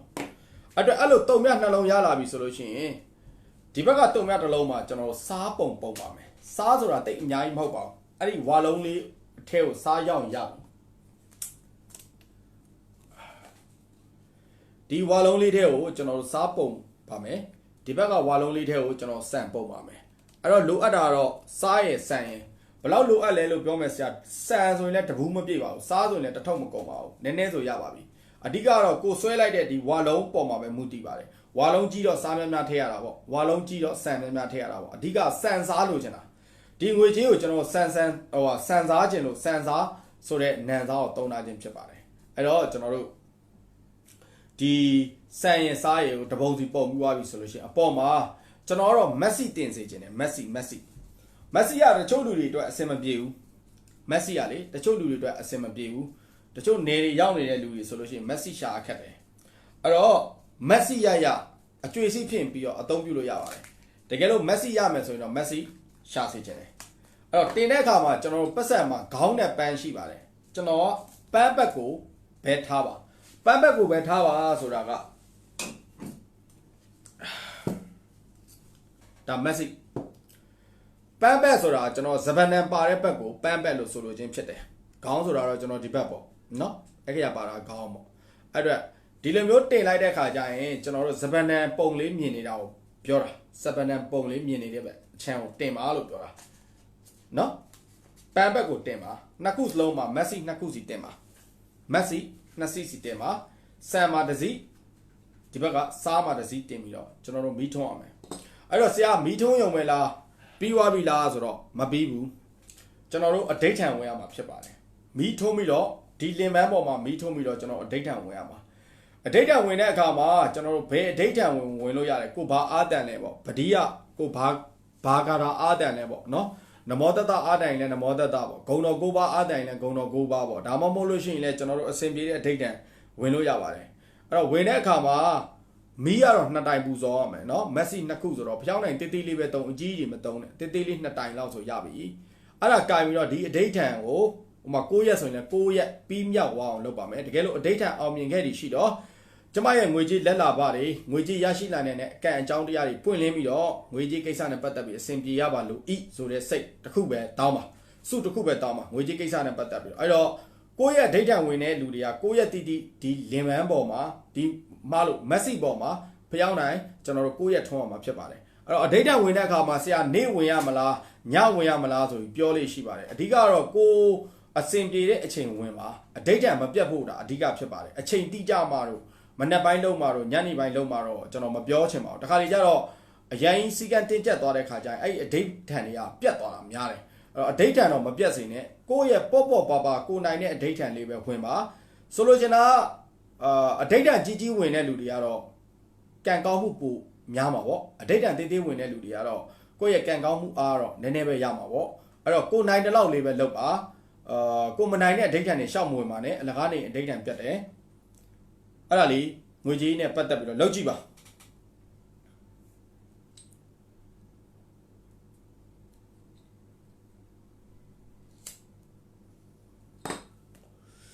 လင်မန်းလေကွာလင်မန်းပေါ်မှာ ဒီလိုဆွဲလိုက်ဆွဲပွားအဲ့လင်မန်းပေါ်မှာပဲပြောင်းနိုင်ဟိုမက်ဆီပေါ်မှာပဲတင်ရမှာလေယောက်ျားဖြစ်ဖြစ်မိန်းမဖြစ်ဖြစ်ကျွန်တော်တို့လုပ်လို့ရပါတယ်ဆရာယောဂဘယ်တော့ပြောက်မလဲတဲ့သမီးရေဘယ်ရောက်อ่ะမိုးပြိတ်ယောဂဘယ်တော့ပြောက်မလဲလဲကျွန်တော်ဟောထားခဲ့ပါတယ်ကဘာမြေကြီးမှာကက်ယောဂကြမယ်ဆိုတာလဲကျွန်တော်3လလိုကလေးကကြိုတင်ပြီးတော့ဟောကိန်းထုတ်ထားပြီးသားပါကျွန်တော်တို့နေထိုင်တဲ့ကဘာမြေကြီးဟာစစ်ဖြစ်မဖြစ်ရင်ယောဂကက်ဆိုးတစ်ခုခုကြုံတွေ့လိုက်မယ်လို့ကျွန်တော်ဟောထားခဲ့တာရှိပါတယ်ကျွန်တော် page မှာကျွန်တော်တင်ခဲ့ပါတယ်ယောဂကြိုဖြစ်မှလဲကျွန်တော်ကြိုပြီးတော့ဟောထားခဲ့ပါတယ်ကျွန်တော်ရဲ့ page မှာလွန်ခဲ့တဲ့3လမှာကျွန်တော်တင်ထားတာရှိပါတယ်ယောဂဘယ်တော့ပြောက်မလဲဆိုတာလဲကျွန်တော်ရဲ့ page မှာကျွန်တော်တင်ထားတာရှိပါတယ်ယောဂဘယ်တော့ပြောက်မလဲဆိုတာလဲကျွန်တော်တင်ထားတာရှိပါတယ်ရက်အနေနဲ့ပြောမယ်ဆို9လပိုင်း24ရက်နေ့မှာယောဂပြောက်တာတော့မဟုတ်ဘူးကျွန်တော်တို့လူသားတွေဒီကိုရိုနာဗိုင်းရပ်ကိုနိုင်နှင်းစွာတိုက်ထုတ်နိုင်တဲ့နေ့တစ်ခုကိုရောက်တော့မယ်လို့ကျွန်တော်ပြောချင်းဖြစ်ပါတယ်ယောဂလုံးလုံးပြောက်သွားမယ်လို့ကျွန်တော်ပြောတာမဟုတ်ဘူးเนาะကိုရိုနာနဲ့ပတ်သက်ပြီးကြောက်စရာမလိုတော့တဲ့ရက်9လပိုင်း24ရက်နေ့အဲ့ဒီရက်ဟာကိုရိုနာနဲ့ပတ်သက်ပြီးတော့ကျွန်တော်တို့အကြောက်ရွံ့မှုစိတ်တွေတဖြည်းဖြည်းနဲ့ပပျောက်သွားလိမ့်မယ်လို့ကျွန်တော်ဟောထားခဲ့တာရှိပါတယ်ကျွန်တော်ဗမာလိုတော့မတင်ထားဘူးအင်္ဂလိပ်လိုတော့ကျွန်တော်တင်ထားတယ်ဗမာလိုကျွန်တော်ပြောင်းတင်ထားလားမတင်ထားလားတော့မသိဘူးကျွန်တော်အင်္ဂလိပ်လိုတင်ထားတာရှိပါတယ်ယောဂမဖြစ်ခင်ကလည်းကျွန်တော်3လအကြိုမှာကျွန်တော်ဟောကိန်းထုတ်ထားတာရှိပါတယ်ဖတ်ဖူးတဲ့လူတွေဖတ်ဖူးပါလိမ့်မယ်မဖတ်မိတဲ့လူတွေတော့ကတော့မသိဘူးပေါ့ဗျာဟုတ်ပြီနော်အဲ့တော့ဆက်လက်ပြီးတော့ကျွန်တော်မှန်တယ်ဆိုပြီးဂုံယူပြီးပြောတာမဟုတ်ဘူးနော်ဟောထားပြီးသားဆိုတဲ့အကြောင်းပြောပြတာဒီကိစ္စကကိုဟောကိန်းမှန်လို့ဂုံယူနေရမယ့်ကိစ္စမဟုတ်တကဘာလုံးဒုက္ခဖြစ်တဲ့ကိစ္စဟုတ်ပြီနော်အဲ့တော့အခုနောက်တစ်ခုပြောချင်တဲ့အကြောင်းအရာကအလုပ်ကိစ္စအဆင်မပြေတဲ့အခါကျရင်ပြုလုပ်ရမယ်အလုပ်ကိစ္စဆိုခဏကျွန်တော်ပြောလို့ဘာလုပ်ကိစ္စလဲဆရာကိုယ်ပိုင်လုပ်ငန်းလားဒါမှမဟုတ်ဝန်ထမ်းလား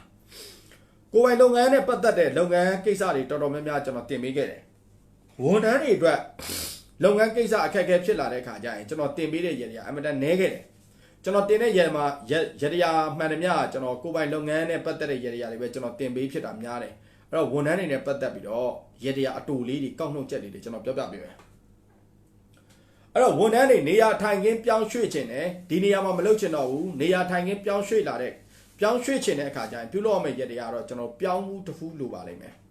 ဒီပြောင်းမှုကိုအသုံးပြုတဲ့အခါမှာကျွန်တော်တို့ပြောင်းမှုဖက်ကိုလုံးဝမချွတ်ပါဘူးကျွန်တော်တို့ပြောင်းမှုဖက်ကိုအကုန်လုံးဆွဲလှန်လိုက်ပါပြောင်းမှုဖက်လှန်လိုက်တဲ့ပြောင်းမှုဖက်ပေါ်မှာဥမာမောင်ဘဒူပေါ့ဥမာကျွန်တော်ဆိုဇော်ရဲနောင်တောက်ကြသားကျွန်တော်စကိုင်းကိုပြောင်းခြင်းတယ်ဒါမှမဟုတ်ကျွန်တော်မန္တလေးကိုပြောင်းခြင်းတယ်ဆိုအဲ့ငါပြောဘက်မှာချရေးပါငါပြောဘက်ကျွန်တော်တို့9ရက်ထွက်ရင်9ရက်စလုံးမှာရေး6ရက်ထွက်ရင်6ရက်စလုံးမှာရေးငါပြောဘက်ကတော့ကျွန်တော်တို့မတူငါပြောဘက်တောင်ဖြစ်တယ်ပြောင်းမှုဖက်ပြောတာတင်မှာပြောင်းမှုဒီလိုသူ့ရဲ့ဟိုဟာဘယ်လိုခေါ်မလဲအဖက်ခေါ်မလားသူ့အခွန်ခေါ်မလားအဲ့တော့ဆွဲလှန်ပလိုက်လေနော်အဲ့ဒီအပေါ်မှာကျွန်တော်တို့ကိုဖြစ်ချင်တဲ့စန္ဒလေးတွေရေးမယ်အဲ့တော့သူ့ရဲ့အဖက်ကဘယ်နှခုရှိလဲပေါ့9ခုဆိုရင်လည်း9ခုပေါ့6ခုဆိုလည်း6ခုပေါ့တစ်ခုမှာကိုပြောင်းချင်တဲ့အကြောင်းတိတိကျကျရေးပေါ့အမှတောက်ကြသားတရားဇော်ရင်တော့မန္တလေးကိုပြောင်းချင်တယ်နေရာအထိုင်ခင်းအပြောင်းလဲနဲ့ပတ်သက်ပြီးလုပ်ချင်တယ်ဆိုလို့ရှိရင်ပြောတာပါပြီးပါရင်ကျွန်တော်တို့အဲ့ပြောင်းမှုကိုကျွန်တော်တို့သူ့ရဲ့အဲ့ပြောင်းဖက်နဲ့ပဲကိုယ့်ရဲ့အိမ်ဒဇက်မိတ်မှာရှိနေတဲ့တကားပေါ်မှာအဲ့ဒါနဲ့ခြိလိုက်ဘာကြိုးမှမတုံးဘူးနော်သူ့မှာပါလာတဲ့သူ့အခွန်လားအဖက်လားကျွန်တော်လည်းတိတ်မမစကားတိတ်အဲ့လိုမပြောတတ်တော့ငါပြောပြောင်းမှုဖက်လားပြောင်းမှုခွန်လားမသိဘူးပေါ့နော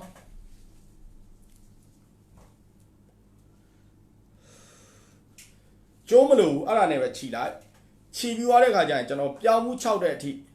အဲ့အိမ်ဒဇက်မိတ်မှာပဲထားထားလိုက်ပြီးတော့ပြောင်းမှုတွေ6သွားလိုက်မယ်ပြောင်းမှုတွေ6သွားလိုက်ရှင်အဲ့ပြောင်းမှုတွေကျွန်တော်တို့တေးတေးကြကြချွေပြီးတော့လေမှာချက်စားနေတဲ့ကျွန်တော်တို့ခိုတို့စာကလေးတို့ငှက်တို့စားတယ်နော်အတောင်မှန်ပါတဲ့ငှက်တွေကိုကိုစားပြုခြင်းဖြစ်တယ်ကြက်ကျွေးလို့မရဘူးဗျာနော်ငှက်တွေပဲကျွေးရမယ်အတောင်မှန်ပါတဲ့တက်တဝါဘဲတက်တဝါမဆိုလေမှာချက်စားနေတဲ့တက်တဝါတွေကိုအဲ့ဒီပြောင်းမှု6သွားတဲ့ပြောင်းဆန်တွေကိုကျွေးပြီးတော့ငါလုပ်ငန်းမြန်ဆန်ပြောင်းအောင်ပါစေစုတောင်းပြီးတော့ပတ်ကျဲခြင်းအဖြစ်ကိုယ့်ရဲ့လုပ်ငန်းပြောင်းမှုအတွက်အထောက်အကူတစ်ခုဖြစ်စေပါတယ်အခွင့်အရေးတစ်ခုရစေပါလိမ့်မယ်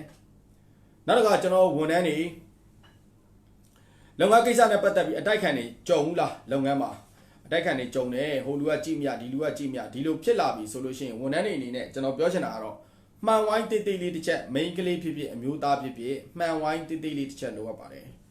အဲ့ဒီမှန်ဝိုင်းတိတ်တိတ်လေးတစ်ချက်မှာကျွန်တော် အခုပြောတဲ့ရေတရားကအတိုက်ခံကိုတံပြန်စေတဲ့ရေတရားဖြစ်ပါတယ်အဲ့တော့မှန်ဝိုင်းဒီလောက်တိတိလောက်ဆိုရပြီဒီလောက်တိတိဘယ်မှာရလဲလို့ပြောမယ်ဆိုရင်ဈေးသွားဘူးတဲ့လူတွေသိတယ်ဈေးမှာကျွန်တော်တို့အနောက်ကလေကျွန်တော်တို့ကော်နဲ့လောင်းထားတဲ့မှန်ဝိုင်းတိတိလေးတွေရှိတယ်တခုမှကျွန်တော်3 4 500လောက်ပဲပေးရမယ်ထင်တယ်တိတ်အကြီးကြီးမဝင်နဲ့ပြီးရင်အိမ်မှာရှိနေတဲ့မီးသွေးကိုကျွန်တော်တို့ထောင်းပါအိမ်မှာလူတိုင်းမီးသွေးရှိခဲ့တယ်တကယ်လို့မီးသွေးမရှိဘူးဆိုရင်လည်းမီးသွေးဆိုင်ကိုသွားပြီးတော့ကျွန်တော်တို့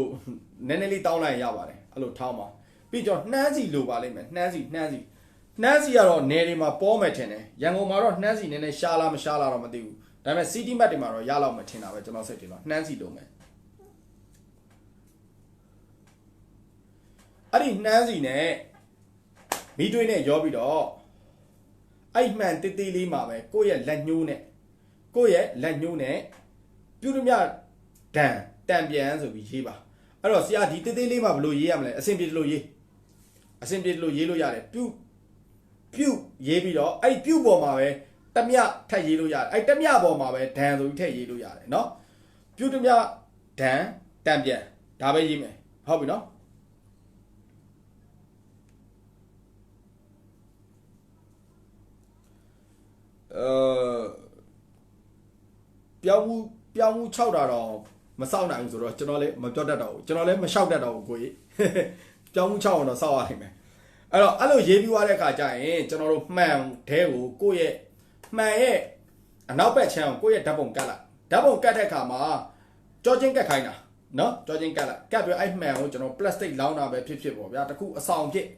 သွားလျာကိုယ့်အလုပ်သွားတိုင်းမှာစောင်းနောက်ဆုံးဗျာစောင်းကြမရှိရင်ကိုယ့်ရဲ့အလုပ်အန်ဆွဲထဲမှာအဲ့မှန်တာထည့်ထားလိုက်ဆိုလိုတာကသူတို့မကောင်းအပ်တဲ့အသက်ပညာနဲ့ကိုယ်ပြုလုပ်မှာတို့တဲ့မှာတချို့ကြတော့ရှိတယ်လीနော်ကိုတက်ပုံနဲ့နှိမ်တာကိုနာမည်ကိုနန်းနှိမ်တာဟိုဘေဒင်ဆရာနဲ့တွက်ပြီးတော့ကိုယ်နိုင်အောင်လုပ်တာဒီဘေဒင်ဆရာနဲ့တွက်ပြီးကိုယ်နိုင်အောင်လုပ်တာဆိုရှိတယ်လी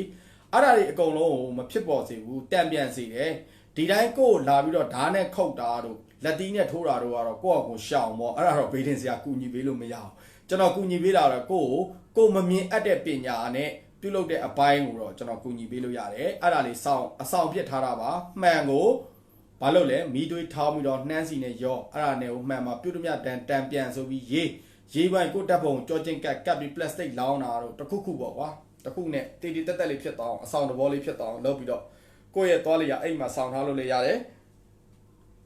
sorry ဒါမှမဟုတ်လို့ရှိရင်ကိုယ့်ရဲ့လို့ဇွဲမှာထားလို့လည်းရတယ်လူမြင်အောင်တော့မထားနဲ့ပေါ့ကွာလူမမြင်အောင်တော့ထားတာပေါ့ဟုတ်ပြီနော်နောက်တစ်ခုကတော့ကျွန်တော်တို့ဝန်ထမ်းတွေအနေနဲ့ပတ်သက်လာတဲ့အခါကျရင်ကျွန်တော်လစာတိုးချင်တာတို့เนาะကျွန်တော်လစာတိုးဖို့အတွက်အချိန်တန်နေရတာနဲ့လစာမတိုးတဲ့လူတွေရှိတယ်เนาะဒီလစာတိုးမယ်လားဒါပေမဲ့တတိယတောင်ရွှေ့မြောက်ရွှေ့ဟိုရွှေ့ဒီရွှေ့ယာလူတိုးစရာရှိရင်လည်းတောင်ရွှေ့လိုက်မြောက်ရွှေ့လိုက်လုံနေတဲ့လူတွေရှိတယ်တိုးတင်ရတာနဲ့မတိုးဘဲနဲ့ကြမ်းကြာနေတဲ့လူတွေရှိတယ်အကြောင်းမျိုးကြောက်ပေါ့เนาะဒီနေ့မှအလုပ်ဝင်နေဒီနေ့ဒီရတရားချီလို့တော့ယာလူတိုးမှာမဟုတ်ဘူးเนาะဆိုလိုတာတိုးတင်တိုးထိုက်ရတာနဲ့တိုးဖို့အတွက်ကြမ်းကြာနေတဲ့လူတွေကိုစားပြုပြောခြင်းဖြစ်တယ်ဆရာယာရုတိုးတယ်ဆိုတာကျွန်တော်ဒီနေ့မှအလုပ်ဝင်တာပေါ့ဒီရတရားခြေလိုက်ရင်ကျွန်တော်ချင်းမန်နေဂျာဖြစ်မလားလို့ပြောမယ်ဆိုရင်ဘယ်ဖြစ်မလဲဗျာဟုတ်တယ်နော်ကျွန်တော်အခုအဲ့ဒါကြောင့်မို့ဘာလဲဆိုမြန်မာစကားကဟိုကတ်လို့ရတာ哦စကားကတ်ပြောလို့ရတယ်လေမြန်မာစကားဟာအခုကျွန်တော်ပြောချင်တဲ့အဓိပ္ပာယ်ကိုစကားကတ်လို့မရအောင်အတက်နိုင်အောင်ထိန်းပြောမယ်ယာရုတိုးခွင့်ရှိရတာနဲ့မတိုးတဲ့လူတွေယာရုတိုးထိုက်ရတာနဲ့မတိုးတဲ့လူတွေကိုကိုစားပြုခြင်းဖြစ်တယ်အဲ့ဒါပြုလုပ်ဖို့အတွက်လိုအပ်တဲ့ပစ္စည်းကတော့ကျွန်တော်တို့မြေအိုး၃လုံးလိုအပ်ပါတယ်မြေအိုးဆိုတာကတော့ဟိုအကြီးကြီးမစင်စားနဲ့တနည်းအားဖြင့်ပြောရင်အတာအိုးပေါ့အတာအိုးဆိုကျွန်တော်အခုတကြံကြရင်ဈေးထဲမှာရောင်းတယ်အတာအိုးလေးတစ်လုံးမှဘယ်လောက်လဲ1000လား1500လားအဲ့လောက်ပဲရှိမှထင်တယ်ဒါမှမဟုတ်200 300တော့မရတော့ဘူးထင်တယ်မတူကျွန်တော်လည်းမဝယ်ဖြစ်တာကြာပြီအဲ့အတာအိုးလေးအဲ့တော့အဲ့ဒီအိုး3လိုမယ်အဲ့ဒီအိုး3ယူပြီးတော့မလုပ်မလဲဆရာအဲ့အိုး3ယူပြီးတော့ကျွန်တော်ကာလာချင်မယ်ဘာကာလာချင်မလဲဆိုဝါစိမ့်ကြီးအခုဒီမှာအဖမင်းတွေကဒီခေါင်းမှာဟိုရှိတဲ့ကာလာတွေအဝါရဲ့အစိမ့်ရဲ့အနီရဲ့ဟုတ်ပြီနော်အဲ့ဒီအိုး3ကိုအဝါတိုးအစိမ့်တိုးအနီတိုးတုတ်မယ်ဟုတ်ပြီနော်ကာလာတွေတုတ်မယ်ဆရာရေဈေးနဲ့တုတ်ရမလားစီဈေးနဲ့တုတ်ရမလားဆိုမေးလာနိုင်မယ်တချို့လူတွေကဂါနာမသိတော့အဲ့တော့ဆိုလိုချင်တာရေဈေးနဲ့ပဲတုတ်စီဈေးနဲ့ပဲတုတ်အဝါရောင်ဖြစ်ပြီးရောအနီရောင်ဖြစ်ပြီးရောအစိမ့်ရောင်ဖြစ်ပြီးရောကိုအတွက်ကုန်ကြမှုတက်တာတဲ့နီလန်းကိုရွေးစီဈေးကြီးတယ်ဆိုရေဈေးနဲ့တုတ် ရေစေးဈေးကြီးတယ်ဆိုရင်တော့စီဈေးနဲ့တော့ကိုယ့်အကိုအဆင်ပြေတာနဲ့တော့အဓိကလာပေါက်လာရင်ရပြီဟုတ်ပြီနော်ပြီးတော့ဘာထက်လောက်အောင်ပါလဲဆရာလို့ပြောမယ်ဆိုလို့ရှိရင်ထက်လောက်အောင်မယ်ဘာလိုအပ်လဲလို့ပြောရေလိုအပ်တယ်တဲလိုအပ်တယ်ကျွန်တော်တို့ဆန်လိုအပ်တယ်ဆန်ထည့်လိုက်ရတယ်နေတွေမှာစပားရှိရင်စပားထည့်လိုက်ရတယ်နော်ဆန်အစင်ပြင်ဆန်ထည့်ဆန်အစင်မပြင်စပားထည့်လို့ရတယ်အဲ့တော့ကျွန်တော်တို့အိုးစီမှာရေထည့်မယ်နောက်တစ်အိုးမှာဆန်ထည့်မယ်နောက်တစ်အိုးမှာတဲထည့်မယ်နောက်တော့ဘာလို့လဲလို့ပြောရင်ထီးတစ်ချောင်းလိုအပ်မယ်ထီးကတော့ရွှေထီးငွေထီးလောက်ချင်လဲလောက်ဒါမှမဟုတ်လို့ရှိရင်ထီးတေးသေးလေးတွေတုံးချင်လဲရစက်ကူထီးကိုပြောတာဟိုလိုထီးကြီးရင်မဟုတ်ဘူးเนาะစက်ကူထီးတွေဘယ်မှာရလဲလို့မေးမယ်ဆိုလို့ရှိရင်ဖျားပစ္စည်းဆိုင်တွေမှာရတယ်တချို့ကိုယ့်အကိုထီးလောက်တက်တဲ့လူတွေရှိတယ်ကိုယ့်အကိုလောက်ပြီးတော့လဲရတယ်လွယ်လွယ်တကူဆိုရင်တော့ဖျားနိဗ္ဗာန်ကုန်ပစ္စည်းရောင်းနေတဲ့ဆိုင်တို့ဖျားပစ္စည်းရောင်းနေတဲ့ဆိုင်တို့မှားလို့ရတယ်သူတို့လောက်ပေးတယ်မရှိရင်တော့မှเนาะအဲ့တော့ထီးလိုအပ်တယ်အဲ့တော့ဆရာအားတွေအကုန်လုံးရပြရင်ဘာဆက်လောက်အောင်မလဲဘာဆက်လောက်အောင်မလဲဆိုတော့နီးစက်ရညောင်မင်းကြီးမှာရှိနေတဲ့ကျွန်တော်တို့ဖျားဆင်းနုတော်တဆူစီကိုသွားရမယ်ကျွန်တော်တို့မြန်မာလူမျိုးတွေကညောင်မင်းတိုင်းရဲ့အောက်ချိန်မှာကျွန်တော်တို့ဖျားဆင်းနုတော်ရှိစမြဲဖြစ်တယ်တချို့ညောင်မင်းတွေကတော့မရှိဘူးတချို့ညောင်မင်းတွေမရှိဘူးဆိုတော့ကျွန်တော်တက်တန်းတိတ်မရှိဘူး10နှစ်15နှစ်ပဲရှိတဲ့ညောင်မင်းတွေဆိုတော့မရှိဘူးနည်းနည်းကျွန်တော်တို့အနှစ်90အနှစ်100ရှိတဲ့ညောင်မင်းကြီးတွေအောက်မှာအမြဲတမ်းကျွန်တော်တို့ဗုဒ္ဓဘာသာတွေအယူရဖျားစေတီတော်စင်းတုတော်တွေရှိတယ်ဒါမှမဟုတ်လို့ရှိရင်မြတ်စွာဘုရားနဲ့ပတ်သက်တဲ့เนาะဇေဒီတွေပါရှိရင်ရှိမယ်အဲ့ကိုသွားအောင်မယ်เนาะအဲ့ကိုသွားအောင်မယ်တော့ပြရင်ဘာလို့အောင်မလဲလို့ပြောမယ်ဆိုခဏကျွန်တော်ထည့်ထားတဲ့ရေထည့်ထားတယ်เนาะဆန်ထည့်ထားတယ်စပားထည့်ထားတယ်တဲထည့်ထားတဲ့အိုးကိုကျွန်တော်တို့အစီတကြเนาะလောက်ရမယ်အဲ့ချိန်မှာခဏကျွန်တော်ပြောဖို့အတွက်နည်းနည်းလိုသွားတယ်တော့ဝါစိမ့်ဒီကိုအစီစဉ်တကြသွားရမှာ哦အဲ့တော့အနီရောင်အိုးမှာတဲထည့်ရမယ်အစိမ်းရောင်အိုးမှာရေထည့်ရမယ်အဝါရောင်အိုးမှာစပားတုံးမုတ်ဆန်ထည့်ရမယ်เนาะဝါစိမ့်ဒီကအပေါ်နဲ့အောက်ကိုဆင်းလာတဲ့သဘောတဘာဝရှိတယ်ဆိုတဲ့အတွက်ကြောင့်မလို့အဲ့ဒါကျွန်တော်ပြောပြမယ်အခုပြထားတဲ့အတိုင်းပဲဝါစိမ့်ဒီကိုကျွန်တော်တို့အခုအနောက်မှာဗမင်းနေကပကြီးကားပုံမှာစောင်းထားတဲ့အတိုင်းပဲအနီရောင်အောက်ဆုံးမှာအစိမ်းရအလဲမှာအဝါရောင်အပေါ်မှာအိုးကအဲ့လိုအစင်လိုက်ဖြစ်ရမယ်เนาะအဲ့တော့အနီရောင်အိုးမှာကျွန်တော်တို့တဲထည့်ထားတဲ့အတွက်ကြောင့်အောက်ဆုံးအိုးအဖြစ်ထားမယ်ပြီးတော့အစိမ်းရောင်အိုးမှာရေထည့်ထားတဲ့အတွက်ကြောင့်မလို့ခလင်မှာထားမယ်ပြီးနောက်ဆုံးဆန်တုံးမုတ်စပားထည့်ထားတဲ့အိုးကတော့အပေါ်ဆုံးမှာထားမယ်ဟုတ်ပြီเนาะပြီးတော့ကျွန်တော်တို့ခဏကျွန်တော်တို့ယူလာတဲ့ထီဘာထီဖြစ်ဖြစ်ရတယ်เนาะဘာထီဖြစ်ဖြစ်ရတယ်အဲ့တော့အဲ့ဒါလေးစိုက်ပြီးတော့ဘ누구ကိုလှူရမလဲလို့ပြောမယ်ဆိုလို့ရှိရင်ကျွန်တော်မြတ်စွာဘုရားကိုလှူရမယ်ညောင်ပင်ကြီးမှာအောက်ရှိနေမြတ်စွာဘုရားကိုလှူသွားရင်ကိုယ့်ရဲ့ယာတုတိုးဖို့အတွက်ဆုတောင်းဘာမှမရေးခဲနဲ့စာလည်းမရေးခိုင်းဘူးဘာမှလည်းမရေးခိုင်းဘူးဘာဖြစ်လို့လဲသိလားတချို့လူတွေကတအားဆက်စုတာအဲ့လိုဘုရားများသွားခဲ့ပြီကိုနဲ့တိနေတဲ့လူတယောက်ကများအဲ့ဒီကိုယ့်ရဲ့နာမည်ကိုမြင်သွားဟဲ့နင်ယာတုတိုးဖို့ရတရားခြေထားတာလားဘာလားဆိုအတင်းတုံမယ်တချို့လိုတဲ့လူတွေကတော့ဟဲ့နင်ရတရားဘယ်လိုလုပ်လဲမေးမယ်တချို့မလိုတဲ့လူတွေအတင်းချမယ်မြန်မာလူမျိုးတွေရဲ့ကျွန်တော်တို့ရဲ့အကျင့်တိုင်းဟုတ်ပြီနော်အဲ့တော့အဲ့ဒီထီမှာကိုယ့်ရဲ့နာမည်မရေးခဲနဲ့နော်မရေးခဲနဲ့ရေးခဲလို့အဆင်မပြေဘူးကိုနဲ့တိတဲ့လူတွေမြင်သွားတဲ့အခါကျရင်ကိုယ့်ကိုအတင်းတုံမယ်ဒါမှမဟုတ်ကဲ့ရဲ့မယ်ရှုတ်ချမယ်တချို့ကြလည်းကောင်းတာပြောမယ်အတီးတီရှိတယ်အဲ့လိုလုပ်ခြင်းအဖြစ်လဲယာတုတိုးဖို့အတွက်အဆင်ပြေစေတယ်အဲ့တော့တိုင်းစီတီကညောင်ပင်လဲရတယ်ဇာဇာကြီးဒါမှမဟုတ်လို့ရှိရင်ရွှေတကုံပြားညောင်ပင်လဲရတယ်အဲ့ဒါမှထပ်ပြီးတော့ကွန့်ကျင်နေတယ်ဆိုရေဝေးမှာလည်းညောင်ပင်ရှိတယ်အဲ့ရေဝေးမှာရှိနေတဲ့ညောင်ပင်မှာလည်းသွားလှူလို့ရတယ်တို့ဖို့ရန်ကုန်မှာဆိုလို့ရှိရင်ကျွန်တော်တို့ဒီဘက်ကလှိုင်တရားဘက်နဲ့နီးရဆိုထိန်ပင်မှာလည်းညောင်ပင်ရှိပါတယ်အဲ့ထိန်ပင်မှာညောင်ပင်လည်းပိုစွမ်းပါတယ်တရေတွေရှိတဲ့အတွက်ကြောင့်မလို့လေအဲ့တော့တိုင်းစီတီကညောင်ပင်မဟုတ်ဘူးရွှေတကုံပြားညောင်ပင်မဟုတ်ဘူးရေဝေးကညောင်ပင်လည်းရတယ်ထိန်ပင်ကညောင်ပင်လည်းရပါတယ်โอเคအားလုံးပဲကျွန်တော်တို့ပြောစရာစစရာတွေအကုန်ပြောပြသွားပြီဆိုတော့ကျွန်တော်အပျော်နဲ့ပဲဒီ live လေးကိုအဆုံးသတ်လိုက်အောင်အားလုံးပဲမနက်ဖြန်ကဒီအချိန်မှာပြန်ဆုံမယ်နောက်ထပ်ဘူဒုဒရစရာတွေဗီဒီယိုနဲ့ပတ်သက်ပြီးတော့လေချစ်မင်းစင် PUBG မှာရှိနေတဲ့ N4 Ice ကိုလိုချင်တယ်ဆိုလို့ရှိရင်တော့ပတ်စံပေးလိုက်ရင်တော့ရတယ်ပတ်စံပေးလိုက် UZ ဝယ်လို့ရတယ်เนาะ UZ များဝယ်အဲ့ဒါကြောင့်ရတရားခြေစရာမလိုရတရားခြေတဲ့နီးကတော့ပတ်စံများရှာပေါ့ PUBG မှာရှိနေတဲ့ UZ တွေကိုဝယ်လိုက်ပြီးလို့ရှိရင်မပေါက်မချင်းထိုင်ဖောက်နေလိုက်အဲ့တော့ရတရားမလို RK ပဲလိုတယ်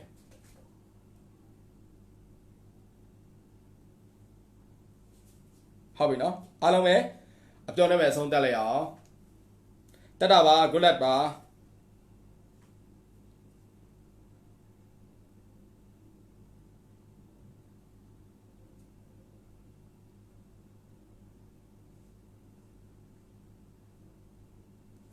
okay တက်တာ